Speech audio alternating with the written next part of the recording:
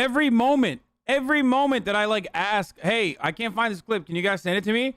Chat will be like, oh, this must mean it's an opportunity for me to send you a completely unrelated clip, even though you are looking for something very specific.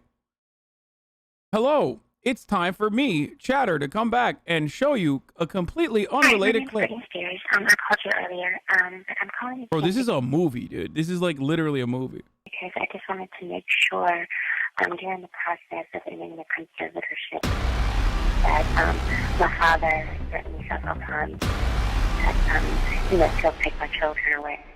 I just want to be guaranteed that everything will be fine with the process. Amid a media frenzy, the 26-year-old pop star was brought by ambulance to a Los Angeles hospital. Bro, she's 26, bro.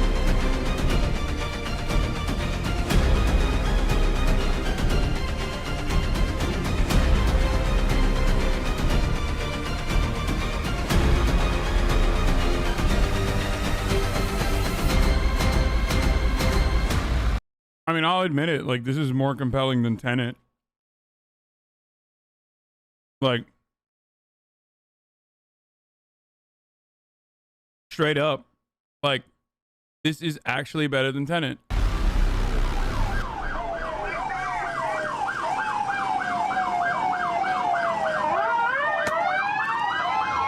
Dude, look at this!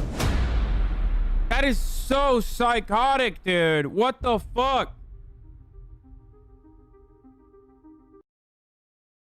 Despite every aspect of Britney's personal life being put on display and picked apart in 2007, Britney was dealing with even more behind the scenes that the public and media didn't know about. A very concerning alleged leaked email between Britney and her attorney Gary Stifelman was released, giving us a glimpse into why Britney was so paranoid and struggled to trust anyone, including her own family that year. The email from July of 2007 reads, "Gary, since you are my lawyer, even though I don't know if you're really trying to protect me or not, but there's this crazy lady, Lou Taylor, that has been sending stuff to my house. How did she get my address, and why can't you stop her? I don't know her. She is a stalker. She is really terrifying me and my babies. If she knows where I live, then she can just show up here. She sent me a pink hat, and she is writing letters like she is my mother. She has been stalking me since Malibu, and it needs to stop because I don't have security. And Sam refuses to stay over every night because he has 1,000 dogs to go feed, and I have my babies in London, and she keeps saying I'm possessed and that she needs to come and kill these spirits." What is happening? What is happening? What? This is taking a very weird turn, dude. Hold me, chat. What the fuck is going on, dude? Why? Bro, this is a roller coaster of emotions. Like the highs, the lows, the unfathomable injustice. From top to bottom, this is a masterpiece that deliberately and carefully and clearly documents a person's descent into such horrific circumstances. She told me, she said, "Britney, go to the light. Go to the light and see Jesus, okay?" And I was like, oh my God, I'm gonna do it. And I did it. And it happened. And it was just so weird because our world is so nice. We told her 1,000,000 times to leave me alone, and now she's saying she's going to visit my drunk father in Kentwood. I don't care about him, but she could easily find my mother and hurt her. What am I supposed to do when Sam is not here? I'm scared. Can you call him and tell him how important it is that he needs to stay here every night? Because it's like no one is listening to me. And now she sent me pictures of her and a man and butterflies. She is really crazy. Do you care if I'm dead? Because I cannot sign your checks if I am. Your client, Britney Jean Spears. What the fuck is this? A fan of Britney's posted the email recently on Instagram calling Lou Taylor Britney's stalker. Lou Taylor decided to respond to this fan, basically confirming the email is real, but stating Britney was not the one who wrote it. Lou said, "Do you know she did not write the email? Did you look at her post? Seriously, you all are out of control." Then Lou said, "Did you know twice in court under oath, Sam Lutfi admitted to writing the emails? Seriously." Sam would then immediately send Lou a cease and desist, stating Lou defamed him. Lou saying he admitted to writing that email is false, demanding Lou immediately and permanently delete these comments. And Lou did just that. She deleted every comment that mentioned Sam. The fears outlined in that email that Lou Taylor, Britney's alleged stalker, would begin to weasel her way into Britney's family would come true. By the end of 2007, Lou would be representing both Lynn Spears and Jamie Lynn. What the fuck? What is happening? What is happening? Why is this allowed, dude? As the roughest year of Britney Spears' life comes to Okay, this part has to, like, these are Britney stans, so there has to be more to this than just the way that they're describing it. It literally does not make sense.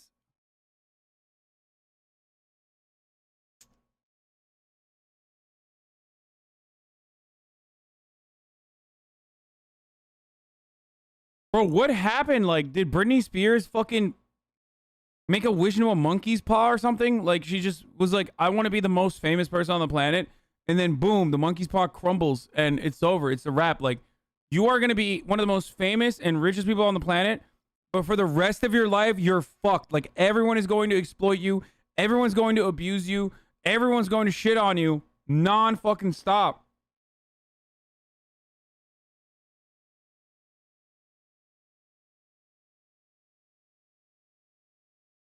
Someone one time said this whole situation is QAnon for gays.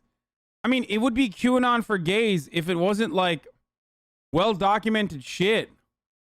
a close, 2008 begins with even more hardships. A battered Britney Spears is heading into yet another rough year, and Britney didn't know it yet, but her days as a free woman were numbered. Just one day after New Year's Day, Trope and Trope, Britney's custody attorneys, filed to be relieved of duty and left her hanging just before her deposition with Kevin's lawyer relating to her grueling, ongoing custody battle. And just one day later was the beginning of a saga of Britney involuntarily turning over her freedom.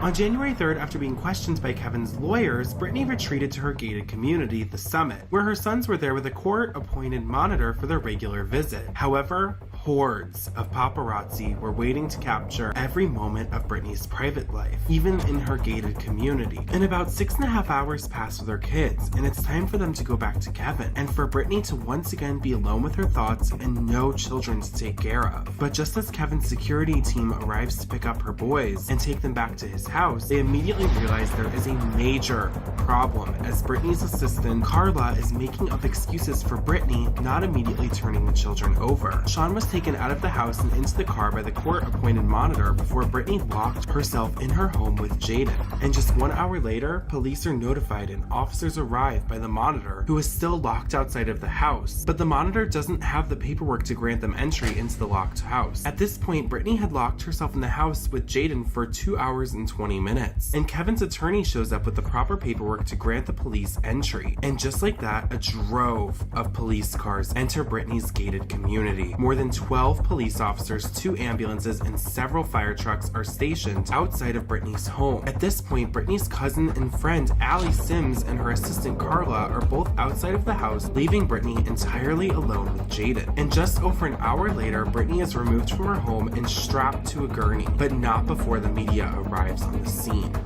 Amid a media frenzy, the 26-year-old pop star was brought by ambulance to a Los Angeles hospital from her Beverly Hills home.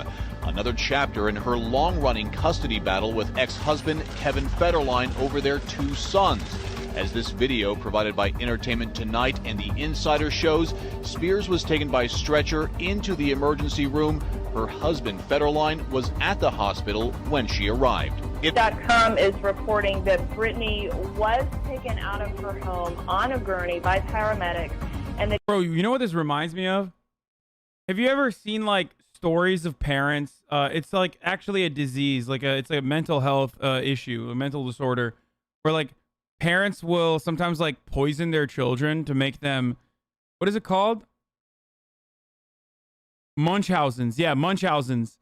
Like, where parents will somehow like sometimes poison their children to make them more dependent.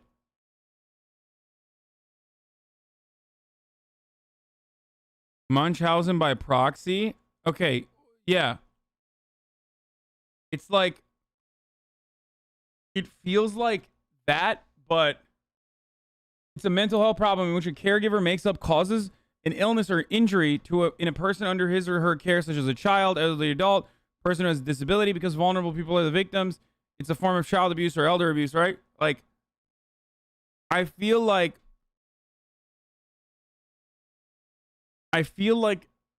what what her parents were doing to her is kind of like that. It's kind of like that, but just for like constantly keeping her under lock and key and like and just abusing her and also creating a cycle where like she's dependent on them for caregiving. That she is now being taken to a local hospital on what's being called a medical hold, essentially a mental evaluation.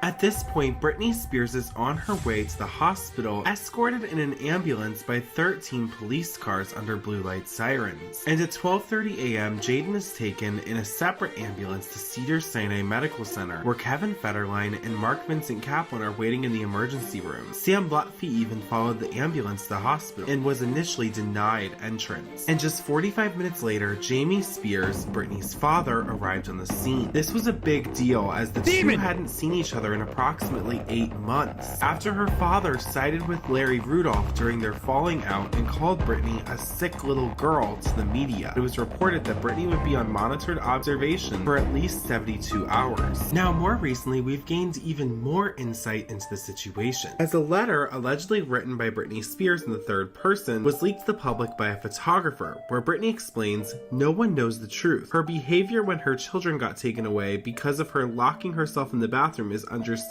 considering her friend at the door kept telling her the cops are leaving, don't worry, stay in the bathroom. She was lied to and set up. Her children were taken away and she did spin out of control, which any mother would in those circumstances. And just a few days after the incident, Lou Taylor got involved and allegedly convinced Britney's father to have Dr. Phil go to Cedars-Sinai to see Britney and convince her to stay in treatment. And Dr. Phil did end up going. Bro, this Lou Taylor, every time she gets brought up, it's like the music.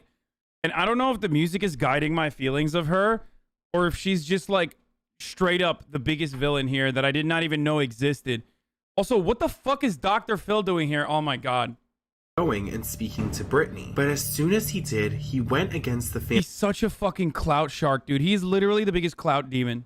Family's wishes and released a public statement to the media saying that Britney will be doing a taping about the entire situation. The entire Spears family was feeling betrayed, and Lou Taylor, who'd conveniently snuck into the position of Spears family spokesperson, spoke to the media saying, "What's wrong with Dr. Phil's statement is that he made a statement. The family basically extended an invitation of trust for him to come in as a resource to support them, not to go out and make public statements."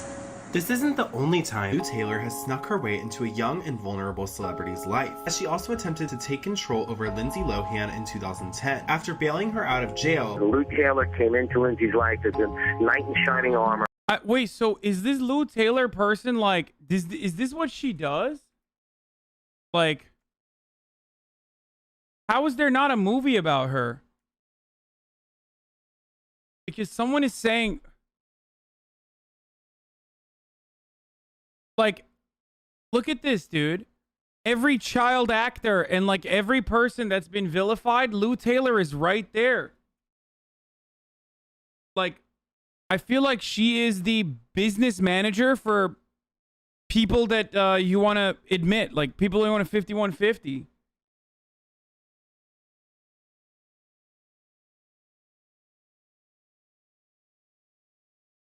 She manages the fucking Prince estate, dude. She literally manages the Prince estate.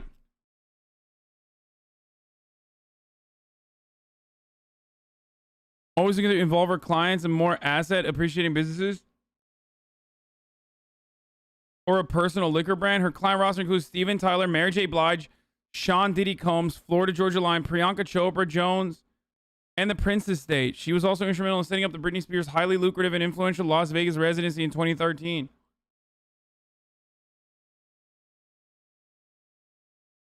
Shut up. She works with Amanda Bynes too? Okay, maybe she just works with everyone though, because like there's like really sus ones. There's really sussy ones, but also like normal ones too.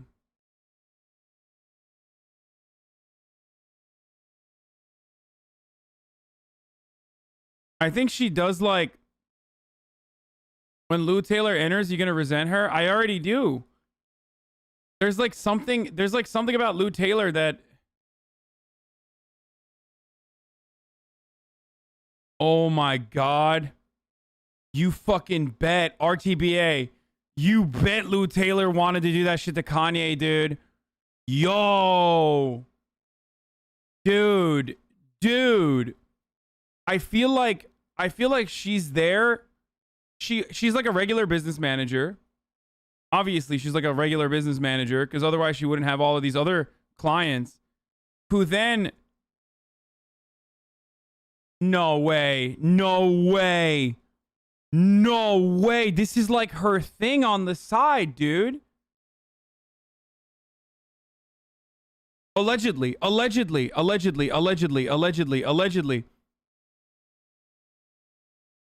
Bro, she's like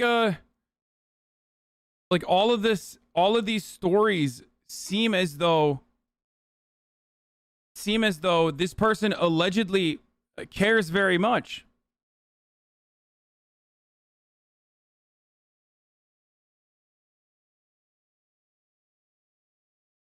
Like has like actual clients and does like asset management for them, and then also on the side allegedly takes care of...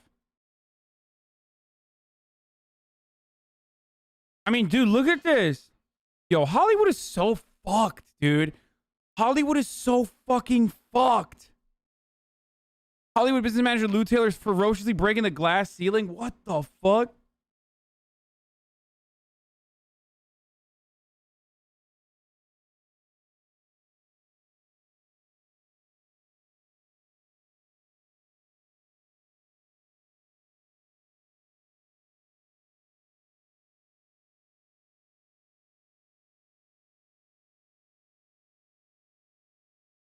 Takes away the assets of naive girl celebs? No.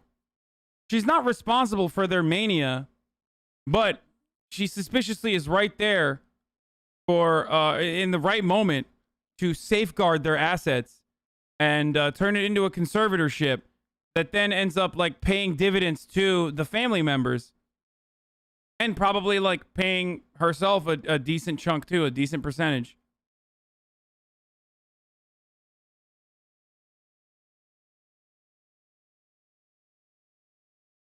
About 6 years ago, I would go to a pub in the city center, which had a tip jar that said every tip we get goes towards killing Justin Bieber. Wait, what the fuck? Ew.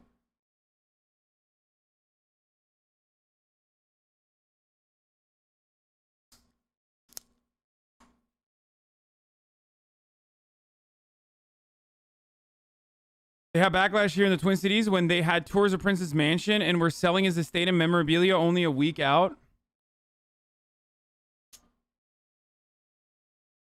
Bro, am I being like QAnon here right now, or do we just like stumble across something that's like very scary? Lou Taylor allegedly formulated a plan with Lindsay's mother, Dina, to take control over her finances and healthcare for an indefinite amount of time. A source told X17 that Lou has suggested to Dina Lohan that they seek conservatorship over Lindsay's estate. Of course, Lindsay doesn't really have any assets to speak of, so it would really be for the sole purpose of controlling her future earnings. The problem is neither Dina nor Michael would ever be granted a conservatorship by a judge, so Lou went searching for someone else to fill that role. Someone with whom she could partner in a business sense, someone she trusts. This time she thinks Larry Rudolph may be the answer. Lou now realizes choosing Britt's dad as a conservator may not have been the best idea. He got power hungry and decided he didn't need Lou anymore. So this time, Lou thinks Larry might be willing to work her way on this and be a figurehead in Lindsay's career while Lou works behind the scenes. The source expanded on Britney's situation, saying Lou totally brainwashed Jamie. She convinced him a conservatorship was the only way to go, and of course he went along with it when he heard about the financial control it would give him. But Lou didn't have Jamie in mind as the conservator at the beginning. She considered suggesting Larry Rudolph, but she was afraid he would abuse the power. With Jamie, Lou thought she would have someone who was naive enough that she could continue to influence him, and therefore continue to have a direct influence on Britney's life and career for years to come. But Lindsay's father came to her rescue, publicly bashing Lou, saying, "Since Dina and manager Lou Taylor are going to try to be co-conservators, I had a choice of fighting it or petitioning for the purpose of appointing two conservators who don't have an interest in Lindsay's money, but rather her as a person and human being. Dina and Lou have their hands in it, not their hearts.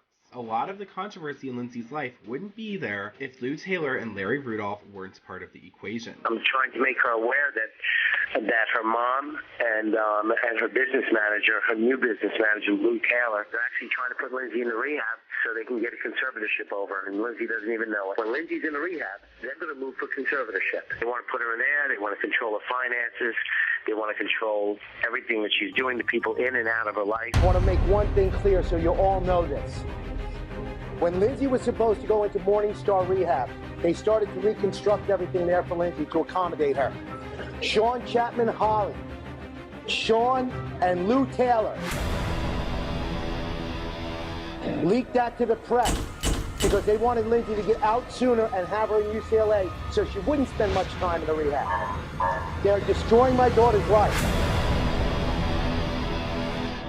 After being admitted due to the circumstance with her children, Britney was released from the 5150 as the danger had subsided. But little did Britney know there was much more. Her conservatorship fee is $10K a week?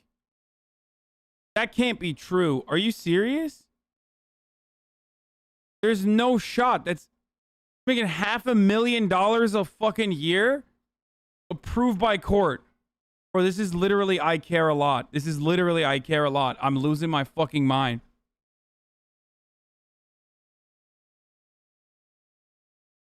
Danger to come. According to Lynn's tell-all, Jamie and Lou were concocting a plan to file for major documents that would cause Britney to relinquish her finances, her children, and her freedom as soon as January 22nd. About a week after Britney was released from the hospital, Kevin was even granted full custody of the children for the month. And Britney, unfortunately, had no visitation due to the incident that had occurred. And it is important to note, this is still a time in Britney's life where she has isolated herself. Her circle mainly consisted of Sam Lutfi, Ali, and Adnan Ghibli, her paparazzi boyfriend. However, that circle was getting even smaller as Britney began to isolate herself even further. And Ali spoke out against Adnan, saying she didn't believe Adnan had good intentions with Britney. And he was, after all, a paparazzi, the same people who had terrorized her so much and exploited her for every penny they could. Around this time, we also see Felicia Culotta, Britney's old assistant, express that she wanted to work for Britney again. However, she was in contact with Lynn, who said Britney still needed to recover from the traumatic events that had occurred in the years prior. And as January 22nd approached, according to Lynn's tell-all, Lou Taylor and Britney's father felt God telling them to wait, saying quiet plans had been underway for 6 weeks for Jamie to petition the court for temporary conservatorship of Britney. But it seems like an impossible dream at that point, with Sam still so entrenched in her life. In fact, Jamie was going to file for the conservatorship on January 22nd, 8 days beforehand, but he and his business manager Lou felt God leading them to wait, fast, and pray, despite the frustration of a phalanx of lawyers. But just 1 week after, everything came to a boil. Bro, this literally went like... We need to take like a 1 second break from all this, okay? I need to collect myself.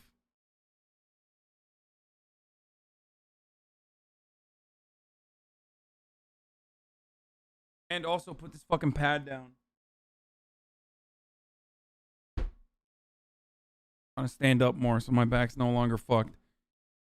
Dude, what is happening here, dude? Oh, my frame is shattered. My frame is so shattered, dude. This is Kajimbo.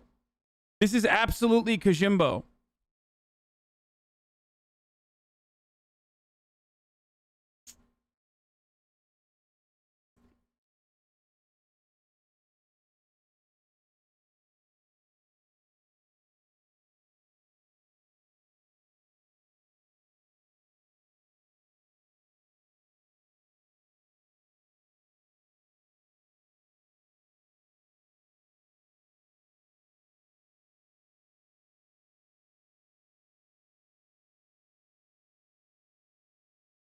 Ashley Banks, Lou Taylor has approached Amanda Bynes. This is my Amanda's tweets. This is her alias account, so the media can't quote her.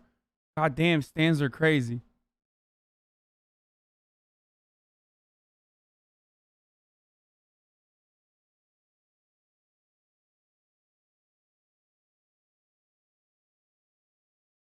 Point. Britney's family, team, and psychiatrists were beginning to plan an involuntary hold with the LAPD. Yeah, this didn't go from 0 to 100. This was over 100 to 1,000, dude. We started off at 100, and now we're at like 1,000. It's gonna get to 1,000,000 by the end of this. And Britney's family staged an intervention at her home. They explained how they were concerned about Sam Lutfi's influence. And coincidentally, on the exact same day, Sam Lutfi's past was exposed by Blender magazine. A few days later, Sam and Britney phoned into TMZ, where they say her family just barged in, stating they have an agenda and are jealous they no longer fit into Britney's life. Britney did say her and Sam argue. And later that day, Britney's family tried to execute the involuntary hold, but the LAPD were waiting for the paparazzi to leave. But the next day at 1 a.m., the LAPD and LAFD came with an ambulance and Britney was put on a 5150 hold, psychiatric evaluation once again. She went willingly with Sam Lutfi and her parents to UCLA Medical Center, and allegedly Sam and her parents were arguing about her care. Should she be declared unfit to care for herself? TMZ reported she was taking Adderall and was diagnosed with bipolar disorder. We have talked to a lot of people in her world. She has never been formally diagnosed with being bipolar. And Britney's mom, per Britney's lawyer, wanted to take her home to Kentwood, away from Hollywood, where Britney had a good support system and could recover away from whom she deemed as bad influences. However, this wasn't over for Britney. She had been through so much the past 2 years, and she wasn't going down without a fight. Britney didn't know it yet, but this month would define the next decade of her life and career, as this would be her last month experiencing what little freedom the media left to her to live a normal life. February. I wonder if those chatters who said, why are we paying so much attention to this? Like, it's not even interesting. It's just like a rich person is still in here, like, with popcorn, biting his fucking fingernails on the side. Like, goddamn, like, I was so wrong. That is literally... That is the most wrong chatter in the history of Twitch chat. No one has ever been more wrong than that fucking Twitch chatter. February 1st, 2008 would be the day Britney's estranged father, with a history of verbal and alcohol abuse, would begin taking total control of her life. Jamie Spears petitioned the Los Angeles Superior Court for appointment of probate conservator over Britney Spears. A probate conservatorship, also referred to as a guardianship in other states, is used for adults who cannot take care of themselves. Usually the conservatee is elderly, has dementia, or is disabled, making Britney Spears not the typical candidate for this type of conservatorship. The probate court can appoint a conservator of the person. Much like a parent caring for a minor child, they manage housing, food, clothing, day-to-day activities, and medical care. A conservator of the estate can be appointed who would handle the conservatee's assets and finances, or both can be appointed. Along with filing the petition for conservatorship over both Britney Spears' person and estate, Jamie filed for a temporary restraining order against Sam Lutfi. AJ, the claims are absolutely wild and terribly sad and disturbing. They come from Britney Spears' mother, and I can tell you that we now definitely understand why a judge ordered Lutfi to stay away from her house, and her family. Sam, why'd you park all the way down here? Those were the good old days for Britney and Sam. Now, the good old days are over, and a court has ordered Lutfi to stay away from her, thanks to some shocking, absolutely stunning claims from Britney's parents. The parents literally think that Sam is the root of evil. How's Britney? Now, for the first time, Showbiz Tonight brings you the horrifying claims Britney's parents have made under oath against this mysterious figure in Britney's life who seemed to come from out of nowhere. Hey, Sam, what's going on? Claims that Lutfi drugged Britney, cut her phone lines, and that he, quote, purported to take control of her life, home, and finances. Along with granting the temporary restraining order, the Bro, what the fuck? Yo, this is actually common with victims of abuse, is that victims of abuse, I can't even talk. What the fuck? What is happening to me? Victims of abuse routinely get abused repeatedly by other people who will like seek them out as vulnerable targets. The court also granted the temporary conservatorship, naming Jamie and Andrew Wallet, Jamie's attorney, co-conservators of her estate, and Jamie sole conservator of Britney Spears. There would be a hearing only 3 days later on February 4th to reevaluate. Also on this day, Jamie and his attorneys would take steps to strip Britney of her basic rights. By law, a conservatee is to be notified of the conservatorship hearing 5 days in advance, which is really important so they can get legal representation before someone takes control of their life. An ex parte application to waive Britney's rights to receive this mandatory notification was filed by Jamie, and Judge Reva Goetz granted it. Jamie's reasoning was that Britney could be released from her involuntary hold prior to the hearing, and Sam Lutfi would be notified, posing a risk to Britney and her estate. However, when Jamie was granted temporary conservatorship, he was given the ability to secure her assets, have round-the-clock security with Britney, change the locks on her home, and access to her medical care. Jamie had the power needed to protect Britney and her estate. Not giving her the basic right to be notified was the first step taken to try to block Britney from fighting back and keep her in the dark while they worked to take total control.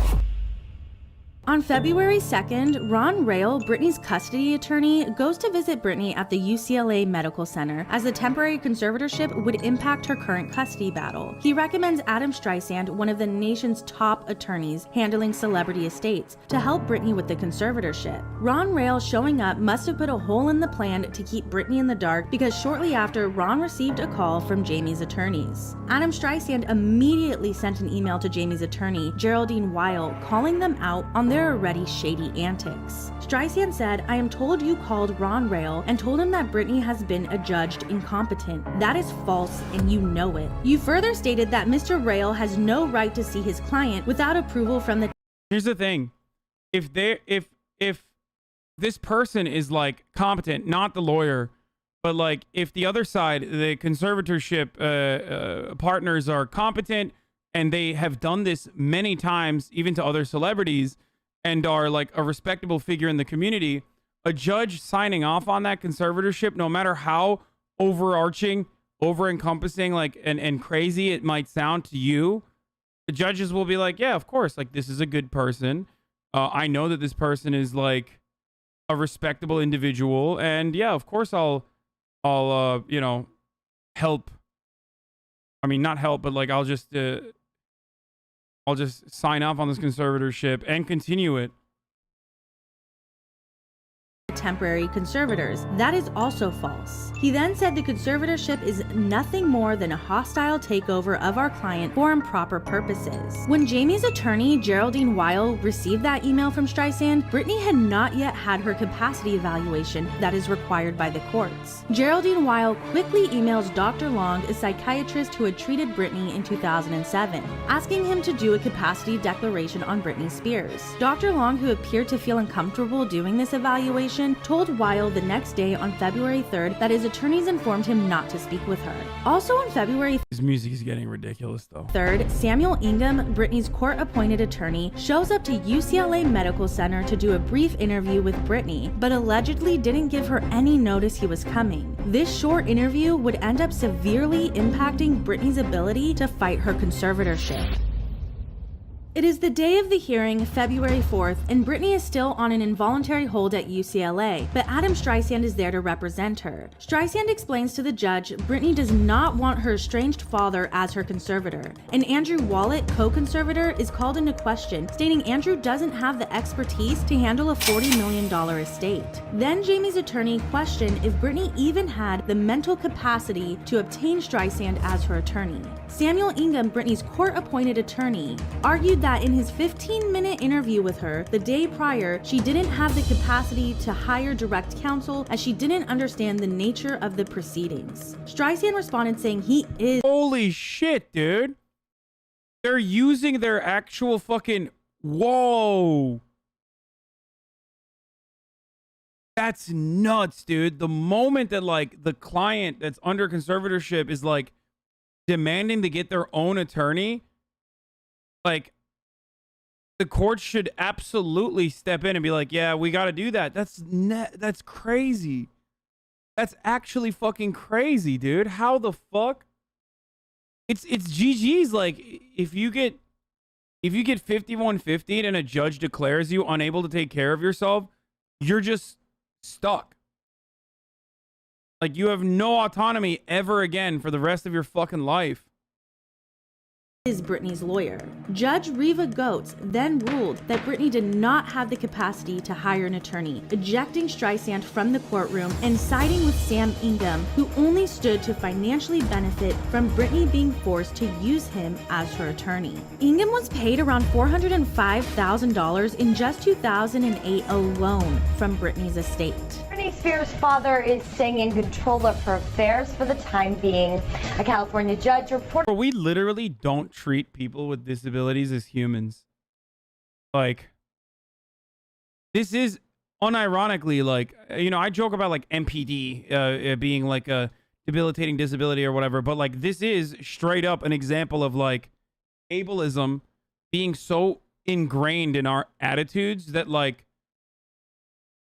now I'm wondering like how many of these fucking conservatorship situations is just like based on incredibly faulty premises, or like that like people just like literally are no longer seen as human. Like, they're literally not seen as human. You can't do this to another human being. Reportedly rejected a plea from one of the singer's attorneys challenging Jamie Spears' role as co-conservator. Also a court appearance Monday by Adam Streisand, who said he had been asked by Britney Spears to represent her in the matter. He told the court that Britney doesn't want her father in charge of her welfare, but the court denied the request for Streisand to enter the case on Spears' behalf. This judge yet again made a ruling that stripped Britney of rights every conservatee is supposed to have. Most importantly, the right to choose your own counsel. Britney never stood a chance. She was fully blocked from being able to fight for her basic rights and the empire she built before she was even released from her involuntary hold. What's also really strange is that Jamie's attorneys seemed to know this would be the ruling beforehand, considering they told Ron Rail days prior that Britney was adjudged incompetent. How they knew before the official ruling, before she even had a capacity evaluation, and prior to Sam Ingham's infamous 15-minute interview will forever remain a mystery. 2 days later, Britney is released from the site. I think some of this is like, some of this is like a little bit embellished or like exaggerated. Maybe there's some omissions here. It's just like something doesn't add up, you know? It doesn't pass my immediate smell test. But regardless, like that part was that part is like a little weird, right? But it doesn't matter because, like I said, these people can get away with doing shit like this because they're already in a position of prominence. They go to the same cocktail parties. Like, the entire purpose of networking like this is so that other people rarely ever suspect them of doing something indecent. And that Hollywood Reporter article is like a perfect example of this, right? Where you look at the Hollywood Reporter article and it talks about how, Lou Taylor is a girl boss and she's working 24/7. Like, that's great. That's great PR for her. There are very little articles, on the other hand, about her being in the forefront of every single. Guys, stop. Okay, February. Okay, here you go.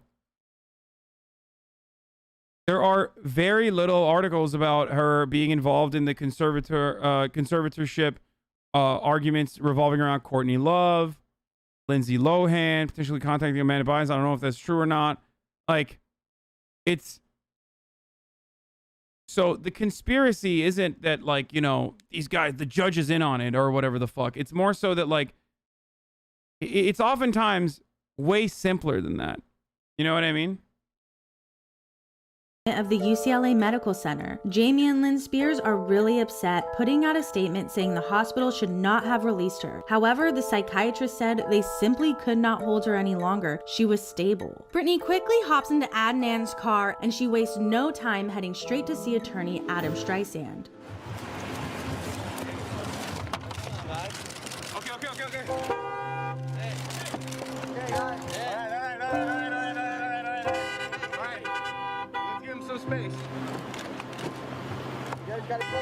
What is it? What is the judge's name? Riva what?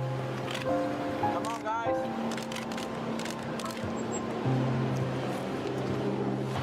Chat, what is the judge's name? Riva Goed?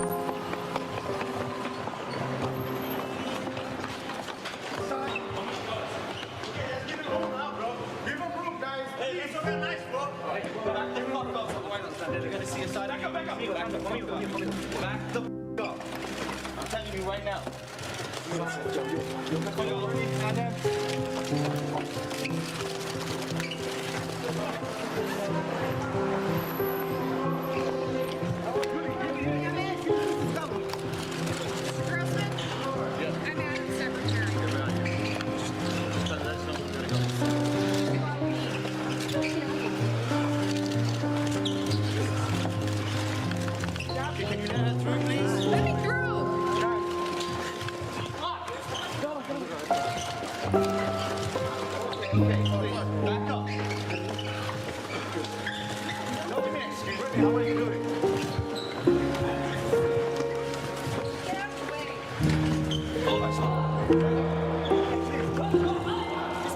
What the fuck? Okay.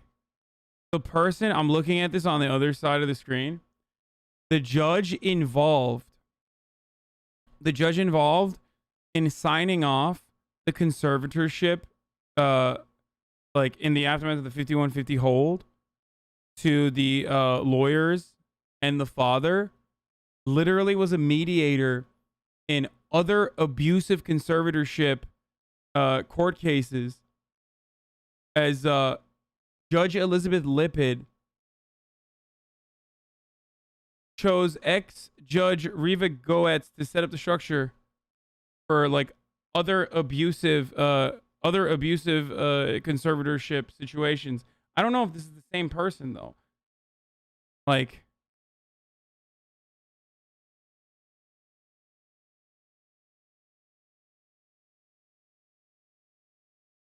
what the fuck? No, it's about like, this is about older people. It's about older people with like estates and how people have taken like the estates of older people with conservatorship.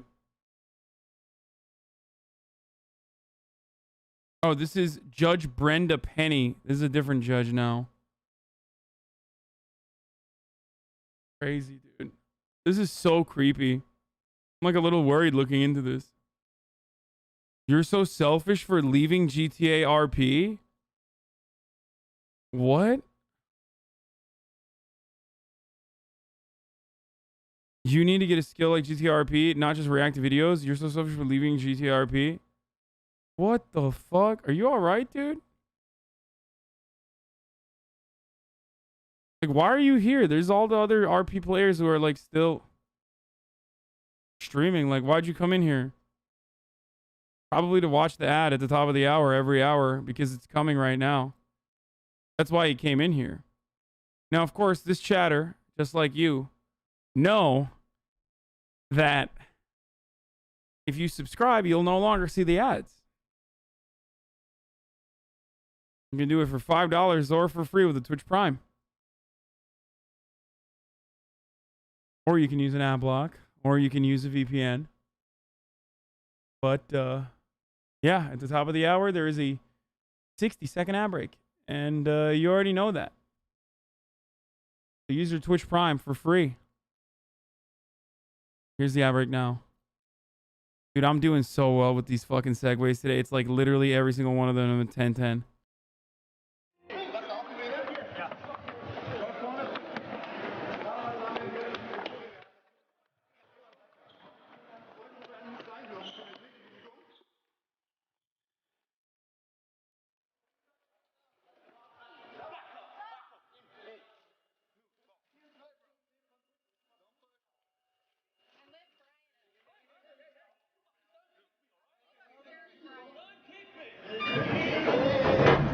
wanted to challenge the conservatorship, but she was really concerned for her kids. Streisand said he couldn't help because of her being deemed incompetent. While Britney was in the hospital, her father used her children as emotional leverage, asking Britney if she wanted help getting her babies back. Streisand said she started to understand her best shot at seeing her boys was to just accept what was happening to her.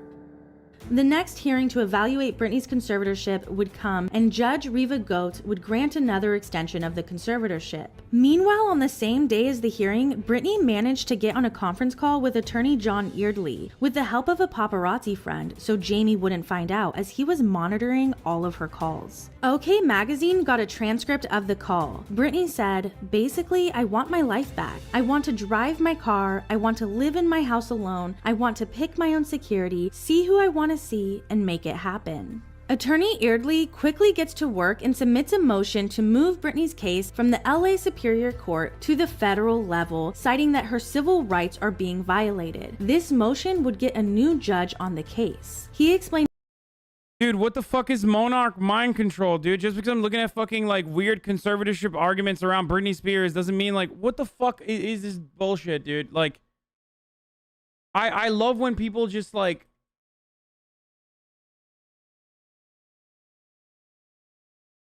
oh, it's MK Ultra.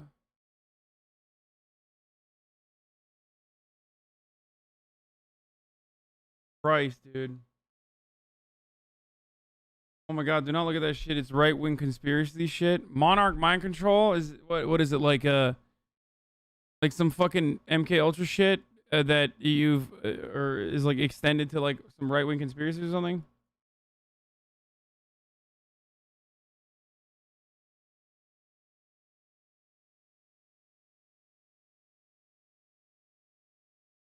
Britney has not been able to have a single Time to go deep, brother. No, I'm not going deep, you dumb fuck. Like, half of that stuff is like LSD, and the other half is just not real, okay? I'm sorry to fucking break it to you. Okay? Brother. Just because I'm looking at this weird shit doesn't mean that, like, I believe in, like, any number of weirdo conspiracy theories that you fucking red-pilled dweebs believe in on the internet, okay? hearing before the court and was stripped of the right to access counsel. She is being completely... I love when like weirdo conspiracy theorists are like, yeah, this is how it started with me too. You're about to take the red pill, bro. You're about to dive deep. You're about to go down the well, dude. You're about to fucking see some things that are going to be too hard for you to handle, my friend. Yeah. Before you know it, there it is. QAnon. It's real. Why? Why is it that these people like make it seem like the untold truth, the unspeakable truth that they arrived at is like something that no one has ever encountered before? And it's so fucking good. And it's gonna, like, really, I'm gonna fucking fully believe in it. And if I don't, I know MK Ultra was real. I know. Anyway, let's keep going. Isolated with absolutely no privacy. She can't make telephone calls, she can't receive or send mail, or drive a vehicle. At this point, Britney has been stripped of almost every right a conservatee should have under California law. Eardley also explained, under the circumstances, Jamie Spears is denying Britney not only her liberty, but the ability to participate in her own custody case. Jamie Spears and Andrew Wallet responded saying this is a brazen but vain attempt to strip a probate court of jurisdiction from an attorney without a client. Attorney Eardley responded in an interview with the Associated Press saying that he is concerned for the emotional and physical safety of Britney under the circumstances. He was asked the last time he consulted with Britney, and he said he talked to her a few days ago and someone wrestled the phone away from her and he had not talked to her since. Judge Gutierrez, who was overseeing this motion, ruled that it should stay at the state level because Britney was deemed incapable of hiring an attorney, and Eardley does not have the authority to remove this case. Although Britney was denied yet again from being able to fight the conservatorship, a right she has been denied multiple times at this point, she at least did receive some hopeful news. She was finally able to see her boys as this is why TrueAnon Chapo and Death is Just Around the Corner are taken more seriously. They delve into the psychology and reality of conspiracy theories within Western society. Okay, let let me just point something out here. This is the last time I'm going to do this. No, I did run an ad, Omotho. You just didn't see it. Okay, first and foremost, I mean, I don't know about the third one, but those other two that you're referencing are my friends. Secondly, I don't know why people feel like they want to act out. Like they're like, oh, it's time for Hasan to like read chat. So I'm just going to say like the dumbest thing possible. Lastly, it's hilarious that you're like, TrueAnon is taken more seriously. And finally, I have extensively covered the reasons as to why conspiracy theories exist, because a lot of people's worldview is rooted within like a non-materialist perspective. So of course you need to like ground your entire worldview and your theories in this like idealism. And that is where conspiracy theories work perfectly, because there's always like a villain. Oftentimes the villain in said conspiracy theories are Jews. That's why every conspiracy theory oftentimes goes back to like anti-Semitic shit. And also, just because, like I said, I've talked about this a million times over, doesn't mean that doesn't mean that I'm going to talk about it every single time for every single issue. She regained visitation with her sons. However, a psychiatrist and her father must be present to monitor the visits. This would give Jamie even more control when it comes to Britney's children. And using that control, the conservatorship would put Britney right back to work with hardly any time to recover after her life has been turned totally upside down. She was on an episode of How I Met Your Mother, Britney was seen going to the recording studio, and the conservatorship even hired back Larry Rudolph, who Britney had made it clear she didn't trust and had fired 2 times in the past. The next couple of months are quiet as Britney is already beginning to work on her 6th studio album. However, behind the scenes, it appears Lynn Spears is starting to realize she's getting pushed out of her daughter's life. In a series of email leaks, an alleged— The funniest part about it is that like, you know, these 2 demons are just like fucking battling one another too, over like how much they can exploit their daughter. Email from Lynn to Jamie Spears from May 28th, 2008 was also leaked. Lynn says, Jamie, I never thought you would ever make it possible for a court to keep my child's health information from me, her mother. You know you put your foot down about many things, and you could this one too. But once again, it's not important enough to you because it's me. You, as a conservator, can give your daughter's medical records to her mother to view, because I am the mother who was there when our children were sick and in the hospital. Where were you? The man you once were would have had no problem in telling those high-paid professionals that her mother has every right to know her child's health, court or no court. And I'm not the one making money off selling stories to magazines and never will be, if that is the threat they fear. And I know you don't understand those medical terms, you can't even pronounce them correctly, that are in the health document, so get Dr. Saja or someone to interpret it for you. Clearly you need to stay at the house with Britney until she stabilizes on the new drug. Don't run out on your daughter again when the going gets tough, especially now. You surely are paid enough to put forth the extra effort. Please question your conscience about the real reason you allow me to get pushed out. What would Jesus do? Just one day after Lynn Spears sent the— Bro, God left this planet a long time ago, okay? Jesus is so, if he ever existed, he is so fucking far removed from the Spears family. Oh my lord. Aforementioned email, Samuel Ingham, the attorney Britney Spears is being forced to use, was in Judge Reva Goet's chambers for 90 minutes, stating Britney should not participate in her July 31st hearing, saying it would be harmful to her. Judge Goetz agreed, stating Britney was on a new medication. This person literally has actively worked as a mediator, selected by another judge in numerous conservatorship court cases, by the way. Like, this is kind of her bread and butter. I looked it up. Like, she executes conservatorship deals, basically. This is kind of like her fucking forte. And her diagnosis had yet to be complete. So at this point, without even a complete diagnosis, Britney Spears is being told yet again that she cannot even appear at her own conservatorship hearings or have her own legal counsel. She is being deemed incompetent. Meanwhile, to the contrary, she has been working, acting, and recording her next album.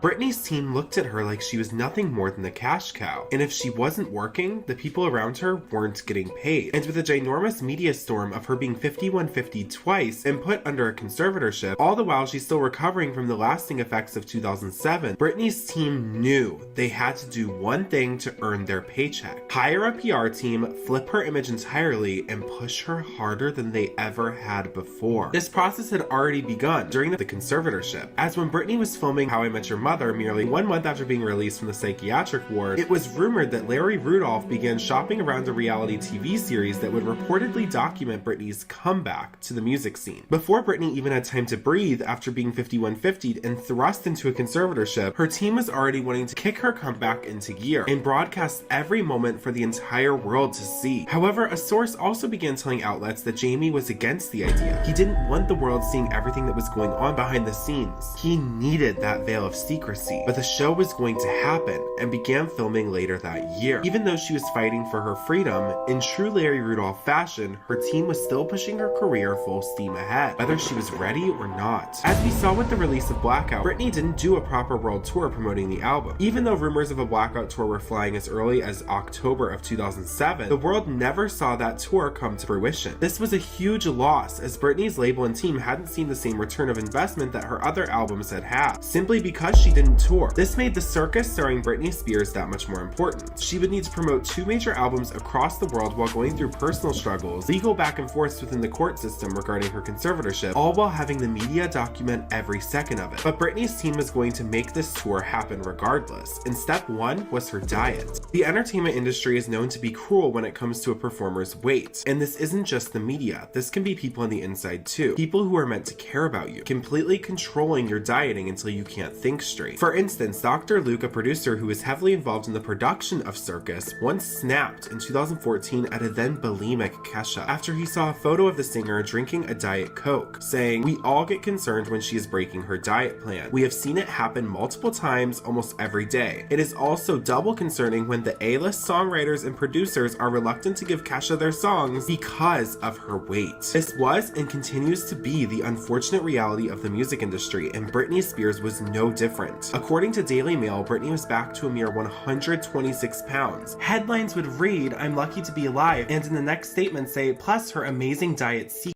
Isn't Dr. Luke another fucking demon too? Dude, the music industry is so fucking bananas, dude.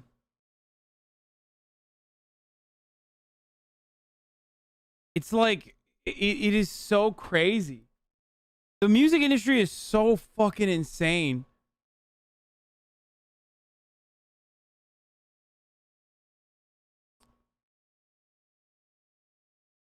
Secrets after the stress of her custody battle saw her, quote, tipped the scales to 144 pounds. Daily Mail detailed that her expensive health makeover allegedly included $6,400 a month on a nutritionist and diet supplements, $5,180 on a personal trainer, and $2,600 on a private dance choreographer. A source told Closer magazine she limits herself to 1,400 calories a day, with one cheat day where she'll treat herself. She also changed the way she eats, trying to have only 2/3 of what is on her plate. It's all about portion control and fresh food now, and lots of water in place of Red Bull. This was hard work and wasn't put in place because she was unhealthy. Even when the media trashed her body at the 2007 VMAs, Britney was still toned. She was still more fit than any of the people trashing her. This was purely for cosmetic reasons, and that is Britney's prerogative. However, as we have learned, Britney's choices are oftentimes made for her. This is evidenced even further by Britney being made the face of Bally's in May of that same year. As if that wasn't quick enough, Britney was still recording her 6th studio album. It would be in the same category as Blackout, but more lighthearted and pop influenced. Keep in mind, while recording portions of this album, cameras were still following her for the reality show that was going to be released later that year. And at this point, tensions were very high between the Spears family and Sam Lutfi. As Jamie was attempting to gain more control over Britney, Sam and Jamie both signed an agreement stating that Jamie will stop pursuing the temporary restraining order against Sam as long as he agrees to stop contacting Britney. Around the same time, Britney sat down for a Take 2 interview with OK Magazine. This interview is very very important, as we also see Jamie throw some deep, unnecessary jabs Britney's way, saying, "I would hope the conservatorship stands until the end of the year, and then we'll sit back and evaluate where we are at that time, where Britney is at that time. Our relationship is new for both of us. She sometimes calls me 50 times a day and asks me things that light my life up. But like all daughters, she is very manipulative and cunning, so she gets what she wants a lot." Keep in mind, Britney is sitting next to him while he's saying all of this. Anytime Britney did press in 2008, she was surrounded by her father or someone her father trusted to make sure she didn't speak out of turn. We see this again in a Rolling Stone interview in September, when the journalist who wrote the article included, "When I met Jamie Spears backstage at the VMAs, he shakes my hand and says, 'Take care of my baby.' The 'or else' is implied. A bear of a man with piercing blue eyes. Jamie and the conservatorship lawyers make it difficult to talk in depth to his baby, and interviewing Britney was a rigorously micromanaged process. We were never left alone together, and my questions had to be submitted ahead of time for approval. Acceptable topics included her new album, her boys, and that's about it. Her team said she wouldn't answer anything about the past year and vetoed a question as straightforward as, 'Do you have an opinion on the presidential election?' This seemed to be the ground rules for every interview that she did around this time, as the same questions were asked in the OK Magazine article about her kids, her family life, and her album. In the OK interview, Britney said that her album was coming in 6 to 9 months. However, just the next month, she was already recording a music video for the first single off the album, Womanizer. And the music video was released even quicker than that, coming out a little bit over a week since being recorded. Womanizer quickly became one of Britney's most successful songs to date, and she jumped right back in front of the camera to record the Circus music video. Bro, I need to watch this video in half speed like it's a Ben Shapiro video, dude. How the fuck is this video an hour and 27 minutes long? And the entire fucking pacing on this is like cranked up in like double speed, dude. They're just like blowing through so much shit.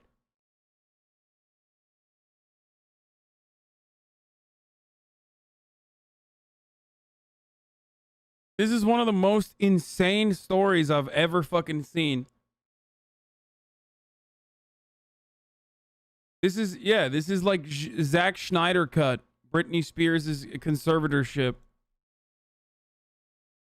Gays go faster than normal humans and gays love Britney. This is normal speed. Yeah, I know that I'm queer baiting right now with my coverage of, I mean, I'm literally queer baiting. I'm wearing a pearl necklace with a Mariah Carey t-shirt while I go through the entire saga of Britney Spears' life through her conservatorship process. This is literally gayer than sucking a penis on camera. Like, so I apologize. I'm straight. Just letting you guys know again. What I'm doing currently is perhaps one of the gayest things you can do. Let's keep going. Around this time, it was announced that Britney Spears would be premiering her highly anticipated reality show as a music documentary on MTV. This documentary would release in conjunction with her new album Circus, and would feature behind-the-scenes footage of Womanizer, some of the recording of Circus, and the accompanying video, as well as different rehearsals and Britney's day-to-day life. And while it was interesting to see Britney in her element working... This is why degrees in journalism and history exist. Not every shred of information about the topic is important to the thesis. I agree with that. They definitely have like added way too much. The majority of people tuned in to hear Britney comment on her personal life, as that's all the media had been talking about for nearly 3 years. And now, the state of her conservatorship, something she had refrained from in the Circus press tour. And they were treated to the only raw clips in existence of Britney speaking candidly about her conservatorship. For the Record began by setting the premise that on the eve of the 2008 MTV Music Awards, Britney Spears invited a film crew into her life. The film you're about to see was captured over the 60 days that followed. No topic was off limits and no question went unanswered. And for the first time in nearly a year, Britney had the floor. She began by saying that there is a lot that people don't know about her and she feels misrepresented. Then it jumps right into her hectic lifestyle preparing for the VMAs. Britney's team begins discussing the way they keep people in and out of her life. Jamie telling Larry Rudolph that security will be stationed at the door, and Larry responds saying, "No one gets through the door without speaking to one of us. We can't have a revolving door." They instruct her that when she accepts her VMA awards, someone will knock on the door, presumably of her private dressing room, and guide her onto the stage. They had it set up so that no one could speak to her. The control of Britney exhibited throughout this documentary is intense, and anytime Jamie enters a room, Britney tenses up and is a completely different person. And anytime he leaves, she relaxes and is her normal bubbly self. She expands on her lifestyle, saying, I never wanted to become one of those prisoner people. I've always wanted to feel free, get in my car and go and not let people make me feel like I had to stay in my home. I let certain people into my life that were just bad people. And I was very guarded at first, but then I went to a point where I ended up letting them in because I was lonely or whatever the fact, and I really paid the consequences for that. You know, you do something wrong and you learn from it, you move on, but it's like I'm having to pay for it for a really long time. Britney also confirmed the notion that she didn't care about the business side of her conservatorship. In the last couple of years, things that have happened, not with even the business, things that just happened to me personally have been the problem. It was all about her personal life and children. At this point, Britney was alone. She explained how heartbreaking the entire situation was with Kevin. With Kevin, because I had 2 children with him, I did not know what to do with myself. Built my dream home in Malibu, a huge house and the pool and a huge yard for the kids, and I did everything for them, and just my world was that. Everything was for them. This house was lavish and perfect for the family that Britney wanted to raise. But now that house was just a lonely reminder of the childhood that was quickly disappearing. I did not want to be at home because like my babies represented home. That was my home with them. And every time I went home, it was like, oh God, I can't be here. Then Britney gets into how the people around her are taking advantage of her. I'm definitely angry with myself for letting people take advantage of me. I'm angry with people for taking advantage of me and for letting it go on for so long. But I have to go on with it. I look at it for what it is, and I have to. Bro, the part of this that we're like forgetting, sorry, I'm gonna pause for a second here, is that like she has a sister who's also famous. Why does she never come up in any of these stories? Like, I feel like the Spears fandom, Britney Spears fandom, kind of like the Britney Spears fandom don't really acknowledge her existence, it feels like.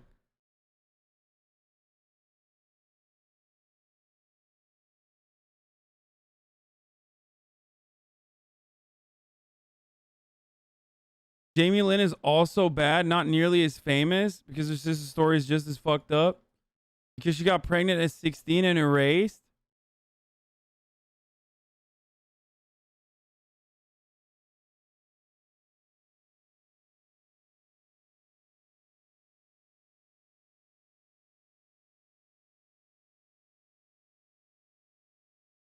Her sister's publicly sided with her father in the situation. Wow.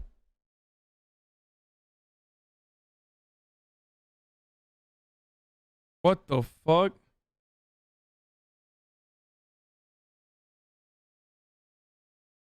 I'm not even a fan, and I know she's not nearly as famous as Britney. Yeah, no shit. Britney Spears is one of the most famous people on the fucking planet.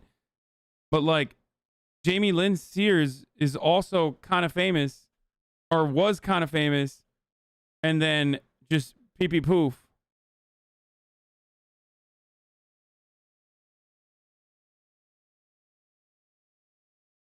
Her son knows all about the dog shit too. Britney Spears' son Jaden Federline slams grandfather Jamie. He could go and die. Britney Spears' 13-year-old son Jaden Federline ripped into his grandfather Jamie Spears in a no-holds-barred rant on Instagram Live. What the fuck? He's 13. He's a pretty big dick. He's pretty fucking...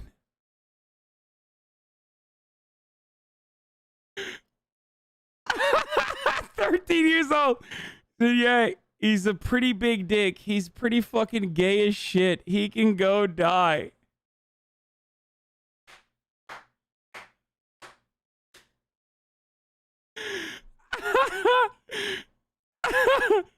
Oh no. My man said he's gay as shit, dude.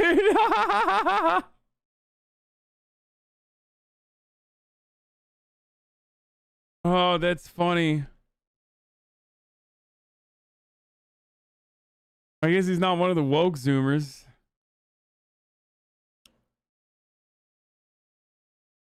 I have the best dad ever. My dad is literally Jesus.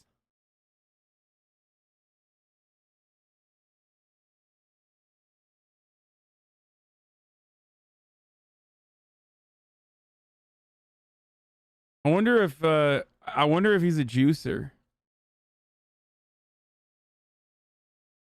Dude, how the fuck did we get here, bro? Some crazy ass shit happened today. She explains how hopeless she is, saying even when you go to jail, you know when you get out. If I wasn't under her stripes that I'm under right now, you know, with all the lawyers and doctors and people analyzing me every day and all that kind of stuff, like if that wasn't there, I'd feel so liberated and feel no, his like dad is myself, Kevin Federline. kind of stuck in this K-Fed. place, and it's like, how do you deal, you know, and you just cope, and that's what I do. I just cope with it. Just like you can't really go there in a complete state of happiness because you're scared that it's going to be taken away. So it's better just not to feel anything at all and to have hope than to feel the other way. And when you tell people that, and when I tell them the way I feel, it's like they hear me, but they really not listening. They're hearing what they want to hear. They're not really listening to what I'm telling them. It's like, it's bad. I'm sad. These clips are among some of the rarest clips in the entirety of Britney's career and have been scrubbed off the internet almost entirely. The documentary is not available on any streaming platform. However, you can buy the limited DVD from a private company on Amazon. Dare you, Mr. Spears? You had me fooled. And you too, Mrs. Spears. Death to all of them. That is what Britney said. She Dare What? you, Mr. Spears? You had me fooled. And you too, Mrs. Spears. Death to all of them. That is what Britney said. She Oh, okay, saved. That's what Britney said. Kill somebody. Clap if you've ever wanted to kill somebody. Bro, what is happening on this TV show, bro? What the fuck?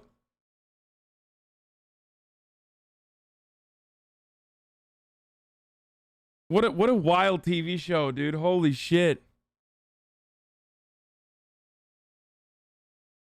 God damn. Amazon for $70. The documentary featuring a well-thought-out Britney, someone who is expressing how they felt and explaining the situations going on around them in a very real way, is nowhere to be found. It's nearly been erased from history. In fact, when attempting to upload part 2 of the series, the episode which featured clips of For the Record was completely blocked worldwide. Not copyright When is claimed, Terrible 2 but person completely too fuck blocked out of on here? automatic I don't know. review. That means whomever is in charge of distribution of this documentary wants no one to see how truthful, well thought out, and competent Britney really is. The best you'll be able to find are some grainy clips on Daily Motion or some rare HD uploads on sketchy sites. This documentary serves as a rare glimpse into Britney's reality and one of the most obscure and unknown marks in pop culture history. Bro, oh, Queen Beauty. I don't know why I read it as queer baiting. With the documentary being released on November 30th and Britney holding a special screening for the event, Britney's latest album was only 2 days away from being released. And despite controversy surrounding her song If You See Gay Me, well, the line we bleeped out goes, love me, hate me, all of the boys and girls are begging to, and then she says, if you seek Amy. Doesn't make any sense, does it? It's not supposed to. If you say it quickly, with no space in between the letters, it basically spells out the F word and then me. So it's all the girls and boys are begging to. And now comes the music. How dare she? How dare she? Wow. Satan.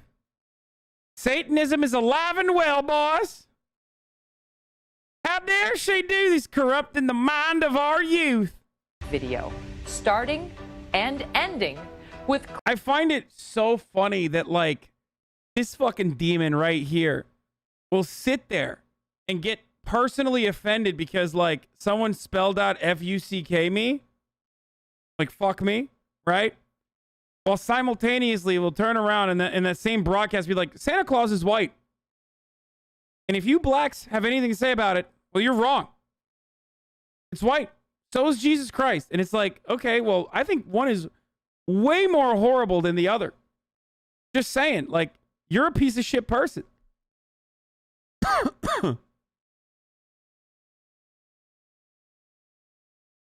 Clips from what looks very much like a carbon copy of America's Newsroom. Britney's PR makeover was really kicked into gear, but most of Britney's work during the circus era was ahead of her, as her team was developing a nearly 100-show world tour based around an actual 3-ring circus to show off the Britney that they had primed for this moment. Britney's team enlisted the help of the best that the industry had to offer. The stage was incredible and the gags would be insane. Britney's team had also enlisted the help of Perez Hilton to open the tour.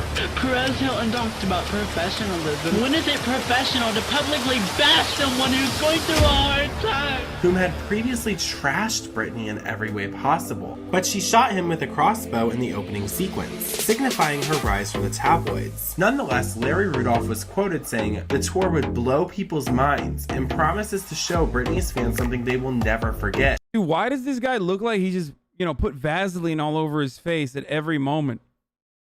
There's something about this Larry Rudolph dude. He's just so greasy. I don't know what it is.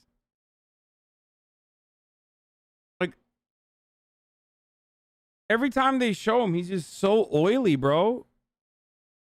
She goes full speed the whole show, about an hour and a half. It's pretty intense. This is a full-blown, full-out Britney Spears show. It is a pop extravaganza. It is everything everybody expects from her and more. Nearly months after being 5150 and admitted to a psych ward, Britney's team was pushing her on the biggest tour she'd ever done. Needless to say, Britney would need to rehearse a lot, which is something she's previously said she really enjoys doing, even under Larry and her father's watchful eye. At this time, she still had no phone usage. However, allegedly one day while rehearsing, Britney snuck off to make one of the most important phone calls of her life. Hi, my name's Britney Spears. I called you earlier. I'm calling again because I just wanted to make sure during the process of ending the conservatorship that my father threatened me several times that he'll take my children away. I just want to be guaranteed that everything will be fine with the process of you guys taking care of everything and things just being the same as far as my custodial Britney left this voicemail for attorney John Eardley, the same attorney who tried to help her move her case to the federal level the year prior.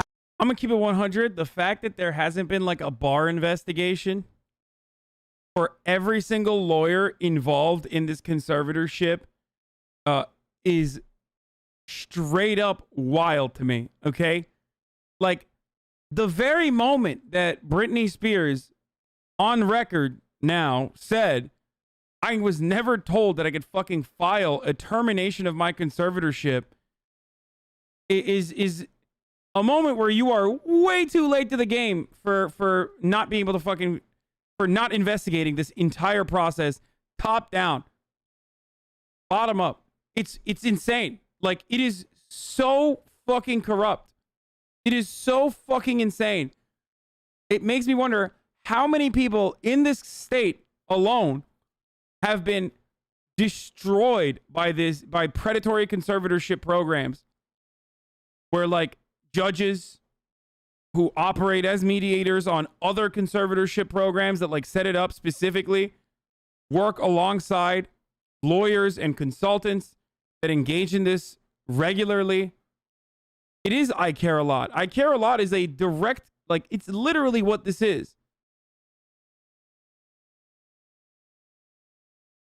Apparently, Lindsay Lohan escaped to Dubai and Courtney Love went to London because of the shit that happens in LA. Like, there is something happening in fucking California where just like, you're fucked. Like, I would look into every single judge that has touched this case. I would look into every single lawyer that has touched this case. I know that this happens in Florida too, where old people live, like rich old people live, but it is absolutely insane that like this has been going on for 13 fucking years, dude. prior. When the judge denied his motion and kept it at the state level, he said that Eardley had not yet tried to challenge the probate court's appointment of Samuel Ingham, so Eardley was going to do just that. He contacted attorney John Anderson for his expertise, and together they would attempt to help Britney. On January 27, 2009, attorney Anderson sent a letter to Jamie Spears' attorneys with an ex parte petition that he was planning to file with the courts on the 29th. They were petitioning for Britney to finally be able to retain and pay for her own attorneys, and to relieve Samuel Ingham, the court-appointed attorney. Since Britney was so controlled and unable to make phone calls, Sam Lutfi would help Britney by being the middleman. He would somehow sneak the petition paperwork over to Britney for her to sign, and then get the paperwork back to the attorneys. Jamie's attorneys would then speak with attorney Anderson. They informed him Britney lacked the capacity to retain counsel, and that Eardley had tried to remove the case before, but was denied for that reason. Anderson then decided not to file the petition to help Britney, and would have no further involvement in the matter.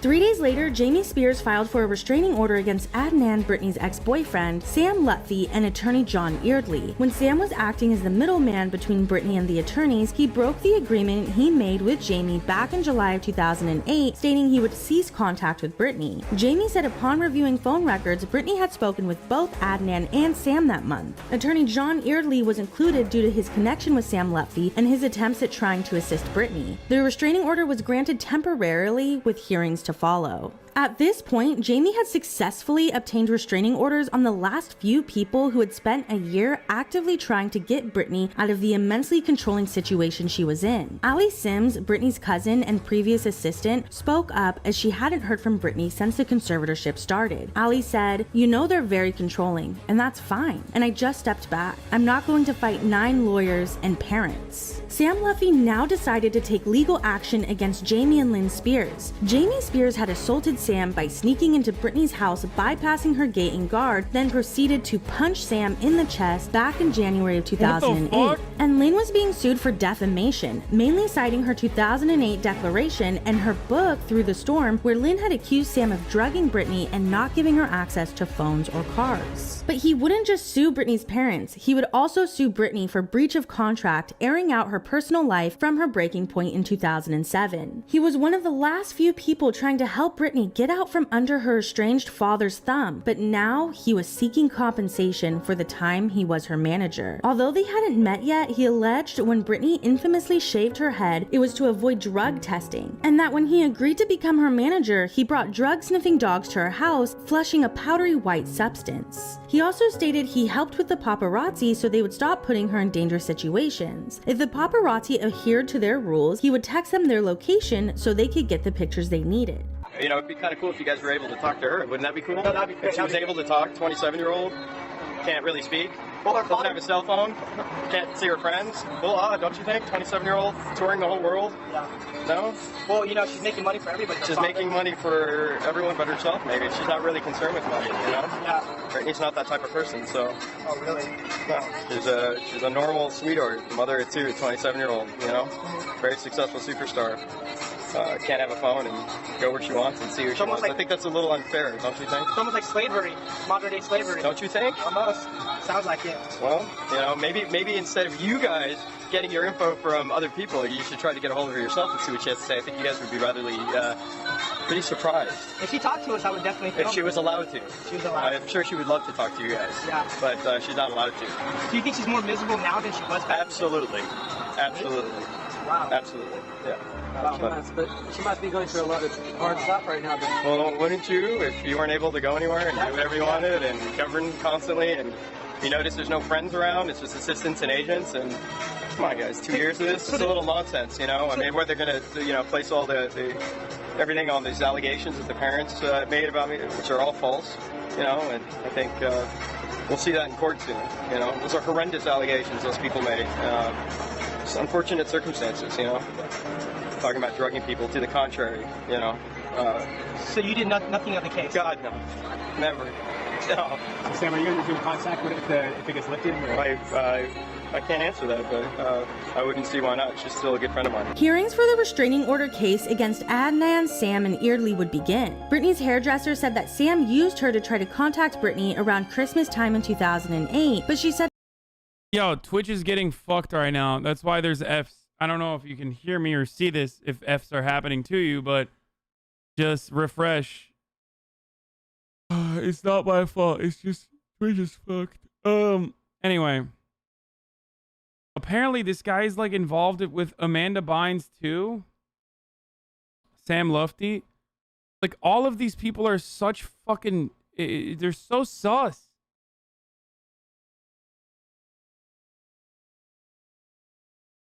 Said Britney told her that she is scared of Sam Lutfi. Sam's sister, Christina Lutfi, would also testify, saying Britney told her she fears her father and wants to get out from under his control. She was calling that she was, sick of this conservatorship, and her dad was controlling, and she wants out, and she just really wants Sam to find her a new lawyer, that she can't even have her own cell phone without them overhearing or controlling everything. I relayed the message to my brother to see if he could help her out. He said he'll see what he could do, excuse me. And we talked one more time, and she asked if I could get her a phone. She told me she'd be at the Peninsula Hotel around 9 o'clock. When I gave her the phone, she's really like happy and relieved, but also just pretty scared, that the fact that I have to slip her a phone, and her mom can't see her, she was scared. So she had to go hide it so no one would see. Blair Burke, an attorney for Jamie Spears, testified under oath saying Britney said she didn't know who Eardley was and did not want him as her attorney. Now, this testimony from Britney's father's attorney makes zero sense, considering the phone transcript obtained by OK Magazine from 2008, where Britney is contacting Eardley for help, and the leaked 2009 voicemail where she said her father was threatening her. However, the restraining orders were granted for 3 years. Friedman, Sam's attorney, said in regards to Britney Spears being deemed too incompetent to testify, the conservatorship was misusing a statute meant for the elderly or severely disabled adults to protect a singer who is currently on an international concert tour. One major reason Britney's parents said they needed the conservatorship was to protect Britney from Sam Lutfi and his control, but the conservatorship had now become the very thing they were trying to protect her from. While attorneys were arguing back in Los Angeles if Britney was incompetent or not, she was embarking on a new relationship with her agent Jason Trawick and her first live tour in 5 years. The circus tour would not only be her highest grossing tour, bringing in $131 million, but it would be a 4-leg international tour with more shows than she had ever done before. The Las Vegas residency that's going to come up soon was facilitated by Lou Taylor.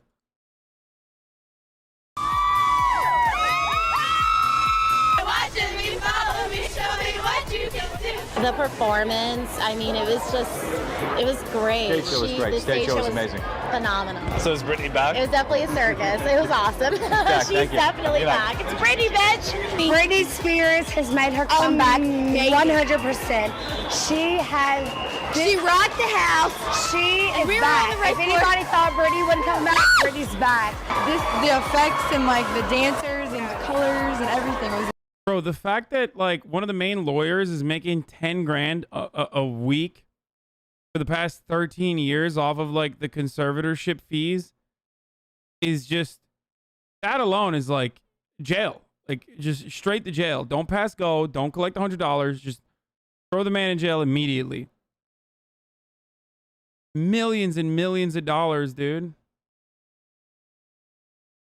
$520,000 a year just for like managing the conservatorship without ever once petitioning to terminate it.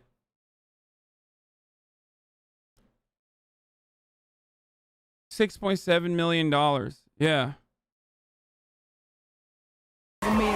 The costumes, yes. She brought back all of her old music too for like fans that have known her ever since we've grown up. It was completely amazing. Blew her mind with all she the changes, she has like other stuff going on. It's not just like, yeah, it's not boring. You like have so black circus and everything. people Awesome. running around, Yeah, oh going my to God, the concert. It's amazing. After Britney's comeback tour ended, she had a 2-hour closed-door hearing in regards to her conservatorship for an annual progress report. After 2 long years fighting her conservatorship, nearly 100 shows touring and promoting Circus, and promoting her single 3, along with her greatest hits album, Britney's team gave her no breaks. No, Jenna, I did not listen to it because it's not legal for me to listen to it, okay? We just looked at some of the highlights. So no, I did not listen to the entire 23-minute court, her testimony, because the judge has ruled it illegal for people to listen to, unfortunately. And I don't want to you know, get sued for doing that. And immediately began work on her 7th studio album, Femme Fatale. Several producers who Britney had worked with in the past began hinting to the press in August of 2010 about recording with Britney. A producer named Darkchild being one of the first, saying, "Britney's fans are going to be so happy in a few weeks. In a minute, I'm going to play some music that I think is the bomb for Britney." Danja, her collaborator on Blackout and Circus, teased Britney's new music as well. We're getting things together. I've been actually doing tracks that I love, and I can't wait till we go into full production mode, but more so pre-production than anything. So do you have any idea what direction it's going to be? Is it going to be, you know, the club stuff? Is it going to be, where are you going with it? You know, we can start one way and then end up, you know, a totally different way. I really don't know. I'm definitely going to do my part and try to make it hard-hitting, up-tempo, high energy. That's what I think we need, and that's what I'm shooting for. She's one of the biggest stars in the world, but what's it like to work with her in the studio?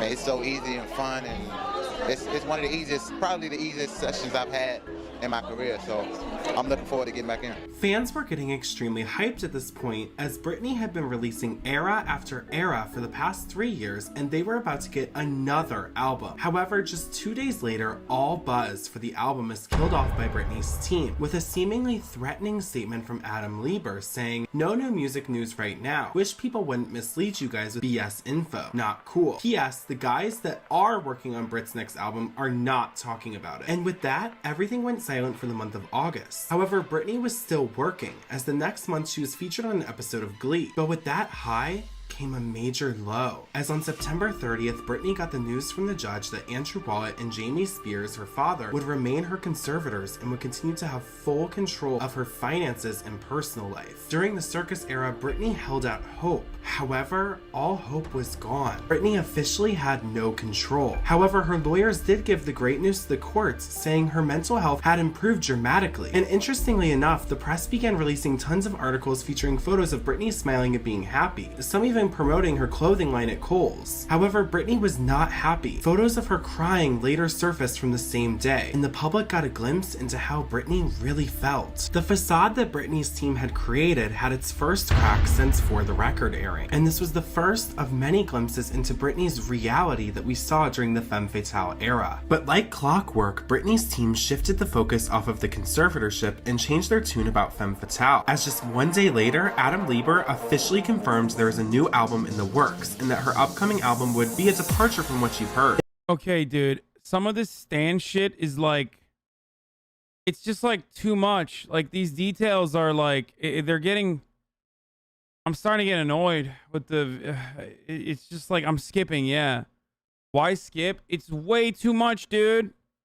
I'm getting a fucking headache. Like, just stick to the issues. Like, there's albums coming out. She's crying. He went on to say the statements attributed to Jason Alexander are a complete fabrication, as Britney has not had any form of communication with Mr. Alexander in years. They also called out the tabloids for being irresponsible. He reported the same day Britney was seen showing up to William Morris Endeavor Agency with Jason Trawick and presumably her management team about taking said legal action. And the next day on her birthday, the verified Britney Spears Twitter account tweeted out saying, "I'm almost done with my new album, and it will be coming out this March." I think the reason why they're hyper focusing on the album is because, like, this is made by stans, so they're like, they care about that more, whereas I only care about the conservatorship, and I don't want to, I don't care about like her albums and all this other stuff that's going on behind the scenes. Like, do you see what I'm saying? Yeah, go tell your mom you love her. You shouldn't wait for me to read it for you to say that.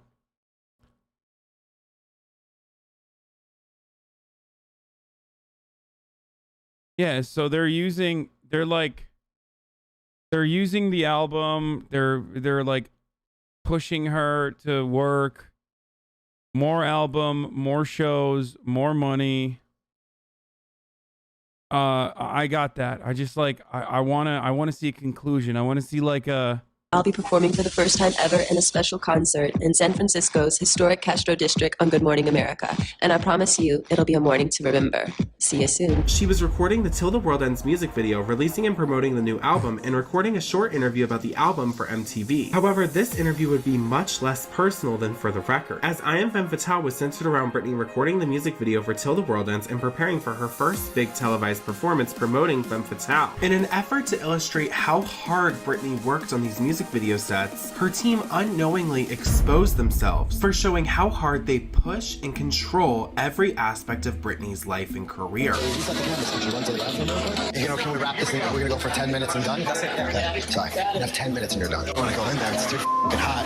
It's disgusting. The set was a little much. We filmed most of this video in an underground meat plant. It's just like grimy and it was gross and it felt like there was like poop everywhere when there really wasn't. It was just sweat and it was just disgusting sometimes. When I Am Femme Fatale aired on MTV, you see a very well put together Britney, someone who had been pushed by her team, betrayed by her friends, released 4 fragrances, 3 major projects, and nearly 100 shows in the past 3 years. Earning money she couldn't even control herself, putting on an amazing show. The Femme Fatale press tour also served as a very enlightening era regarding the little to no freedom Britney had to speak her mind. As the process to be able to interview Britney was extensive. Carson Daly revealed this on Twitter when he came for Britney's team, saying, "I was just told my Britney Spears interview tomorrow on AMP Radio must be pre-recorded and submitted for approval by her management before it can air.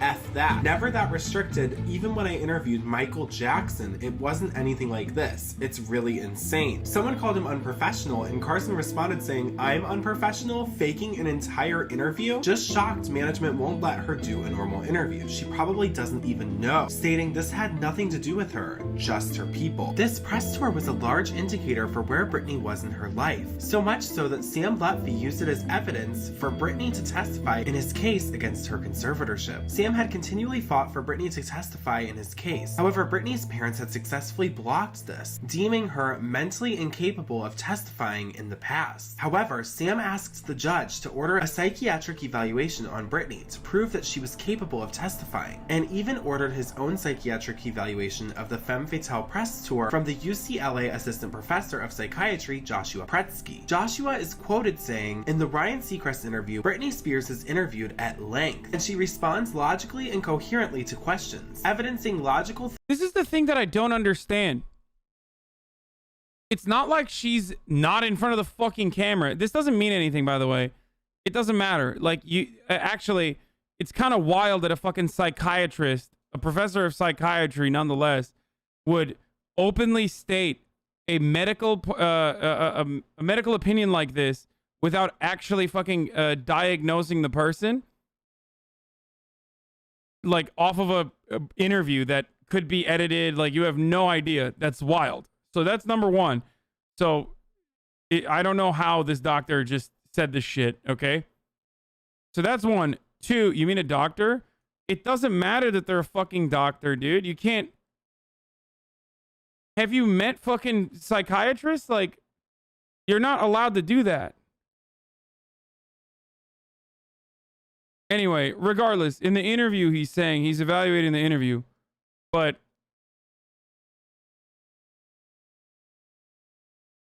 here's the thing that I was going to say, though. He's not wrong. And what I mean by that is it's insane to me that it's insane to me that this person has been in front of the cameras, like very clearly demonstrating competency, very clearly like traveling. It's not like she's behind the scenes. She's like hidden. She's on camera.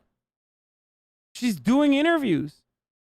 And yet, like, her fucking team of lawyers are still considering her to be medically unable to take care of herself.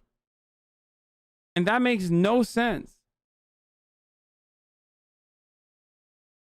thinking, and mental competency. The edited interviews in the MTV video documentary also evidence coherent and logical thinking, responsiveness to questions, and mental competence. In my opinion, there is good cause to conduct an independent medical examination to investigate the conservator's claim he's right. that Ms. Spears is not mentally capable of testifying, and the claim that she was not mentally competent to enter into a binding contract. This wasn't the only lawsuit that cited the femme fatale era for Britney's competency, therefore her ability to testify, as Britney's team often used the probate court to avoid situations where Britney would need to testify. An ongoing case against Britney's conservatorship and management for a fragrance deal with Brandson's and Elizabeth Arden had also used this reasoning. Branson said that they had set Britney up with Elizabeth Arden, the company distributing her perfume, and were contracted to get a 35% cut of the profits. In that suit, Branson's alleged that Lou Taylor and Jamie Spears intentionally went behind their back and entered into a secret deal with Elizabeth Arden, essentially cutting them out of the deal. Forbes reported that because Britney had been declared mentally incompetent, which justified the conservatorship, her father and their attorney were able to keep Britney from being questioned under oath in a deposition for the lawsuit. However, Branson's fought against this claim, stating in this court document Branson's intends to seek immediate relief from the probate court's order. The notion that Britney Spears is mentally or emotionally unfit to testify under oath is a sham. Ms. Spears currently has the mental, emotional, and physical capacity to endure the strain of a months-long international concert tour, make numerous public appearances, engage in interviews with the media. I mean, they're saying the same shit because it makes no sense. In numerous promotional campaigns for her various business enterprises and maintain custody of her children. Deeming Britney competent threatens the mere existence of the conservatorship and would essentially put Britney back in control to hire whomever she wanted. So instead of fighting this in court, Britney's conservatorship agreed to settle and allegedly paid Branson's what they were asking for. This was already shaping up to be an extremely impactful era for Britney. When asked about the goal of femme fatale, Larry Rudolph explained, "I want them to know, when the fans watch this, I want them to know that Britney is back and better than ever. Not that she's ever gone anywhere, but she's back and she's better than ever." Britney seemed to be nothing more than a product to her team, like they were marketing a new iPhone. With every era for the past 3 albums, it was always declared that Britney was back,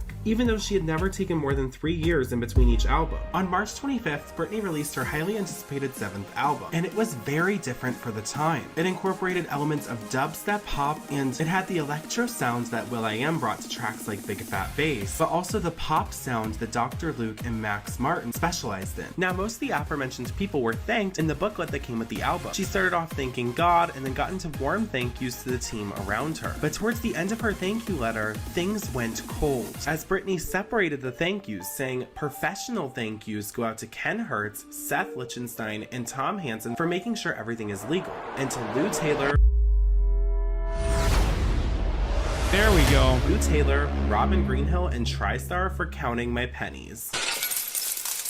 At this point, Lou Taylor had weaseled her way into every member of the Spears family's lives. A woman who Britney originally labeled a stalker was now Britney's business manager. Subsequently, the last of Britney's charity, the Britney Spears Foundation's funds were allegedly donated to 2 different charities, one of them being Mercy Ministries, an organization supported by Lou's husband's church, as reported by Roger Friedman of Showbiz 411. If you go to the website of Calvary Chapel, the church that Lou Taylor's husband is a pastor over, and go to their missions ministries, Mercy Multiplied, formerly Mercy Ministries, is the first organization on the list. Their website states Mercy Multiplied serves young women who face a combination of life-controlling issues such as eating disorders, drug and alcohol addiction, depression, and unplanned pregnancy. Mercy also serves young women who have been physically and abused, including victims of trafficking. However, a simple Google search will reveal everything you need to know about Mercy Ministries, as several women came forward in 2008 and shared their horrific stories with the Sydney Morning Herald. Nancy Alcorn, the founder and president of Mercy Ministries, is quoted saying, "We deal with areas of demonic oppression. If there's demonic activity, like if somebody's opened themselves up to the spirit of lust through or lots of promiscuous activity or something like that, then we've opened the door for demonic powers, and secular psychiatrists want to medicate things like that. But Jesus did not say to medicate a demon. He said to cast them out." And that's... Are you fucking joking, dude? Wait. Normal Christianity. Hold on. What the fuck? What is happening to my fucking computer?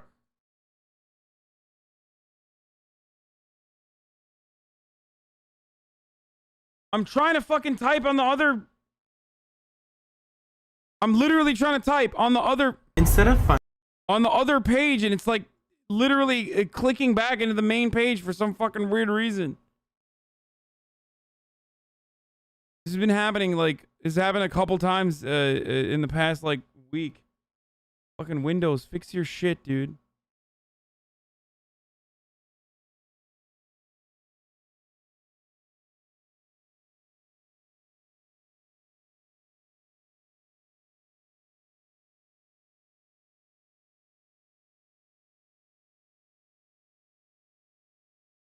Wait, I need to see what this guy was talking about, the news articles he's talking about.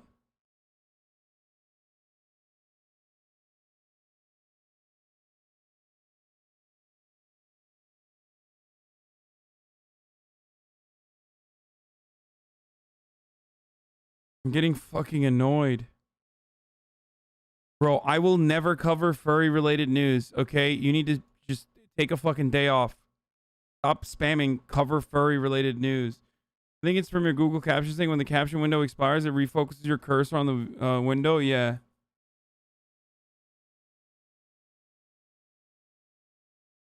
These young women enrolled in an influential Christian counseling center for help. That's not what they found.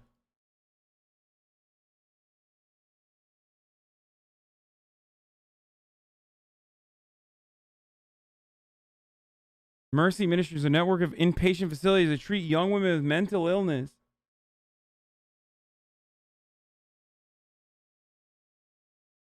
Yo, this is sus as fuck. So this woman's husband is a pastor. This woman's husband is a pastor at this, like, very weird ministry that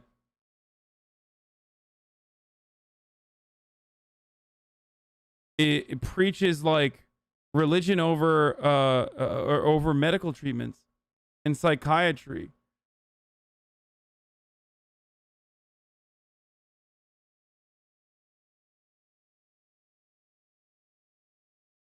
I feel like I'm losing my fucking mind, dude. How deep does this goddamn rabbit hole go? What is it called now? Mercy Ministries turned into what? Mercy Homes?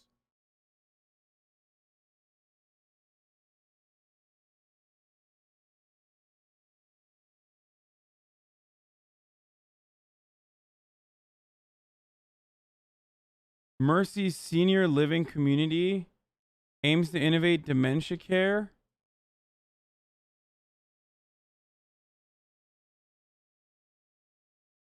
Mercy Multiplied. This is really common in the mental health industry. Any private business can get away with abuse, especially if they're religious. Dude, what the fuck? Just change your name and then move on, you know? Yeah, they do residential counseling and outreach services. They're a nonprofit Christian organization.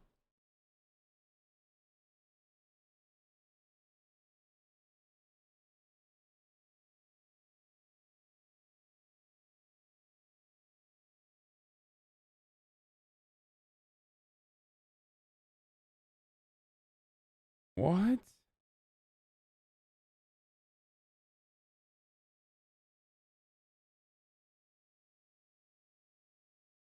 Women of Influence, Nancy Alcorn of Mercy Multiplied.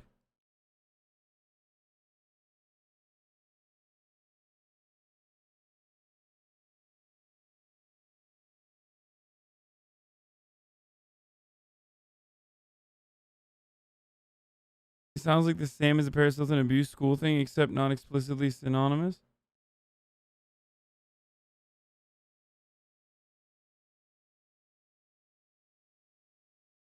Dude, okay, I'm just running the fucking ad. You guys are so annoying. Here, like, here's the ad, okay? God damn. Please stop fucking crying about, like, me preemptively running an ad, okay? Blast through. Or Here, I ran it. I ran it. Just stop fucking crying. Promiscuous activity or something like that. Then we've opened the door for demonic powers, and secular psychiatrists want to medicate things like that. But Jesus did not say to medicate a demon. He said to cast them out. And that's supposed to be a part of normal Christianity. Instead of funding children's passion for the performing arts, the money was now going towards Mercy Multiplied. In a March video posted to her website, Britney teased that the Femme Fatale tour was going to be her best tour yet. And with Rihanna's remix of S&M featuring Britney going #1, Britney tirelessly rehearsing with Nicki Minaj as her opening act, she was ready to hit the road. So now, we can't wait for the tour. So come on, what can we expect? There's a lot of surprises in the show. I think the show is just more me than any show I've ever done. It's a lot of fun. Have you actually missed being on the road? Yes, I have actually. It's a lifestyle. It's a way of life, definitely. It can be kind of grueling sometimes, but for the most part, it's a lot of fun.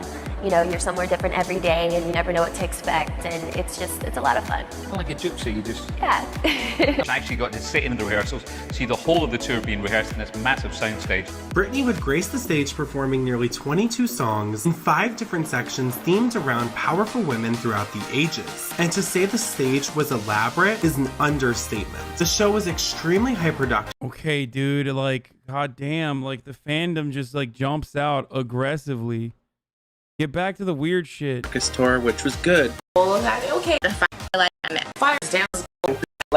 This is all she ever had in her life. Thus, the tour came to a close. Britney's boyfriend, Jason Trawick, proposed. And thus, she was now an engaged mother, working harder than she ever had in her life. The Femme Fatale era was a great success, and still has a lasting impact to this day, as TikTok picked the song back up in early 2020 and pushed it to be one of her most liked music videos on YouTube of all time. As 2011 came to a close, reflecting back, Britney worked the entire year and powered through some really tough times, and 2012 would hold major events for Britney.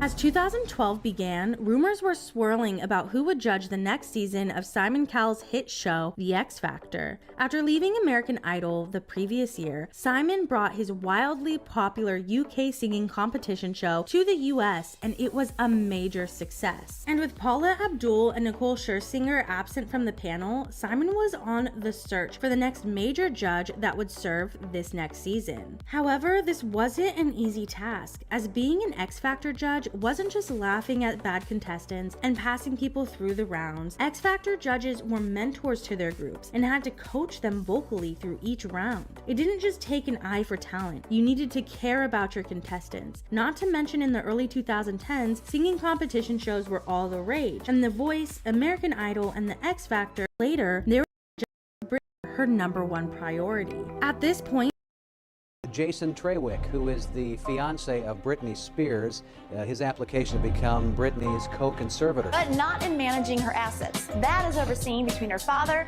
and another. Bro, what the fuck is going on? Like, literally everyone that is around this person's life tries to, like, control her life. Attorney. This new decision now means that the pop star's father and fiance will have legal control over her general well-being. Gerald S. Cohen, a probate attorney of Jamie Spears, was quoted saying, "This is a very unusual situation because generally you don't see conservatees get married." Keep in mind, this is before the X Factor deal that Jason was heavily involved in was official, as nothing had been announced yet. Towards April's end, Jason was granted the role of co-conservator to manage Britney's personal affairs. Jason Trawick would be around Britney 24/7, having full control over her day-to-day life. Daily Mail even reported that Jason and Jamie would work together to restrict Britney's internet access, and that she would have to use Jason's phone if she needed to make a phone call or send a text message so he could monitor her calls. This is again something very unusual with a probate conservatorship, as the rights to receive visitors, telephone calls, and personal mail are classified as a personal right under California law, but in rare instances these personal rights can be limited by a court order. Robinson and Henry PC wrote in an article about conservator abuse, "Be wary if there are sudden limitations on contact or personal access to your loved ones. A crooked conservator won't want family members to know what they are up to, and they often arrange for the conservatee's isolation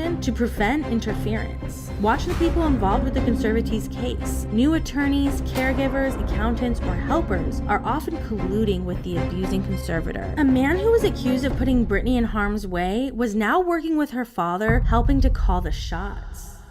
A few weeks after Jason took control and months of speculation about whether Britney would be joining the X Factor panel, it was officially announced that Britney Spears would be joining the show for its second season, and that same month, the auditions process in front of the judges began. This portion of the season was pre-recorded and filmed through July, scouting all the talent that 5 major cities had to offer. And after filming, Judge Goetz wanted to see, citing that Britney wasn't mentally competent to testify as a witness. However, Sam Lutfi told media outlets that if Britney Spears can pull in $15 million to judge X Factor, she sure as hell is competent enough to testify in court, and it allegedly even included a DVD of Britney on the X Factor to show that she was in fact competent. However, Judge Goetz later ruled that putting Britney on the stand would cause her irreparable harm and immediate danger. And Jason Why? Yo, what the fuck is up with this judge? Why?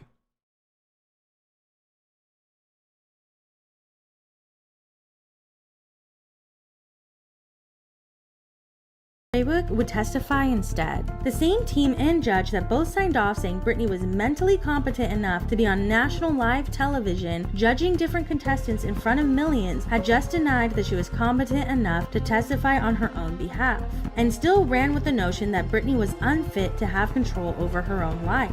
Something as simple as hopping in her Mercedes to get iced coffee had never been something she could easily do, as the media had taken her freedom in the past years, but now Britney was fighting an entirely new beast: her supposed fiance, the court of law, and her own family. This wasn't just something difficult for her to do, it was something she was not allowed to do. Britney was fighting an uphill battle, and it would only get worse. As the X Factor was gearing up to premiere, Britney and Simon Cowell embarked on a press tour to promote the show. I didn't know much about her, and I was fascinated when I watched the show back because there's a lot of stuff behind the scenes where I think you really get to know Britney as a person.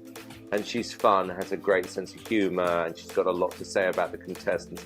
But the best thing for me is that she actually cares about the talent, and I think is going to be a great mentor. Well, thank you, Simon. But it's true, and I think it's very nice. You're a great inspiration for them. Well, thank you. They were inspiring themselves. And as the X Factor premiered, Britney was the star of the show. She developed a friendship with fellow judge Demi Lovato and was critical but fair. Multiple contestants auditioning had storylines revolving around Britney. As soon as I heard that Britney was going to be So the thing that like annoys me about these parts of the video, like, is this shit. Like, this stuff is not necessary. I want to get to the meat and the bones of the fucking issue, right? And this is like all potato, okay? I want the meat. I don't want the fucking potato. That's why I keep skipping chat, okay? It's like not relevant to me or anyone that wants to learn more about like what's going on in a fucking 1 hour and 30-minute video. I mean, this is for fans, like, and it's great. But like there's storylines that like revolve around Britney Spears and how great she's doing and whatever. It's like, I had an incredible time doing the show and to the studio. Can't wait.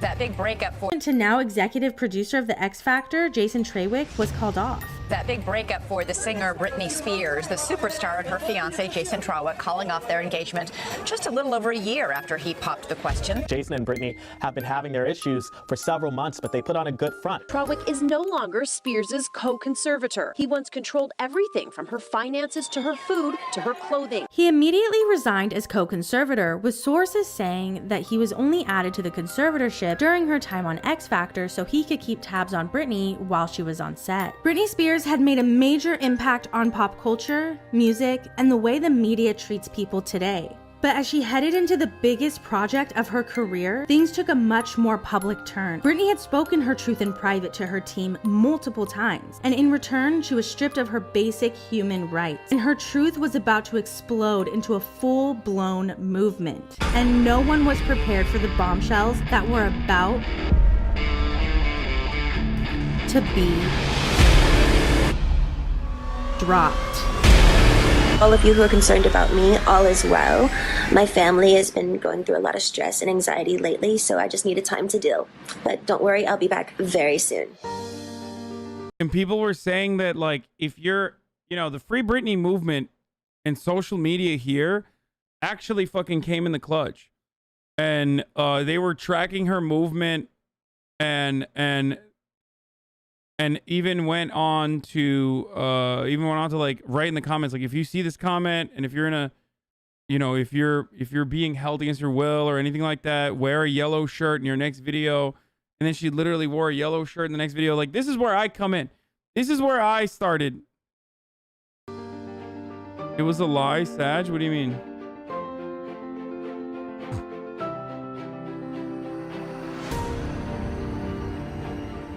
What the fuck is this? Is it like the Free Britney shit? What the fuck?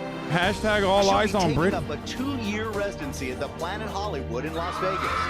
By the way, this was literally facilitated by that lady, the power broker, who is married, Lou Taylor, who's like a Hollywood power broker, who's married to the guy who is a pastor at Mercy Hill or whatever the fuck, Mercy Multiplied now, who has a very questionable beliefs. They're like,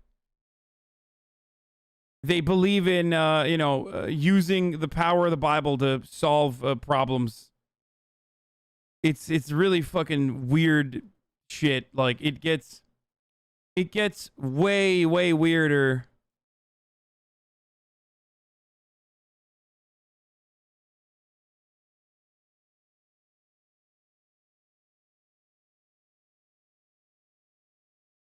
It gets way, way, way weirder after this. She's been the princess of pop for nearly 20 years. Britney is no stranger to making headlines, but now her father, Jamie, is sounding off about that hashtag Free Britney. Okay. This is the Free Britney shit, right? This is like... She'll be taking up a I'm going to skip through this as well. I just want to go to like the meat and the potatoes here, okay? I don't care about the Free Britney movement. They like identify that there's a problem. There's got to be more court cases here, though, right? Like, there's more court materials. Responded to this saying Maya Marie didn't do any background vocals in the song and doesn't have credit. Only backing vocals on Perfume are from Sia. Megan Trainor, a client of Lou Taylor's, even alluded to this in a recent interview, saying, when like Britney Spears records her vocal most of the time. But why? Why would Britney's team need another person to sing for Britney? As we've learned in the past, Britney is extremely efficient during her recording sessions and is a hard worker. What's it like to work with her in the studio? I mean, it's so easy and fun, and it's one of the easiest, probably the easiest sessions I've had in my career.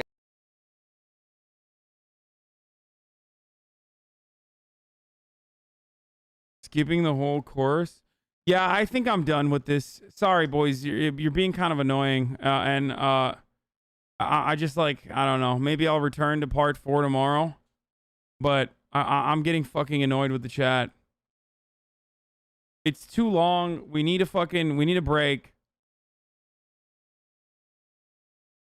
And chat's just being like, I think you're like babies. Like, you got bored.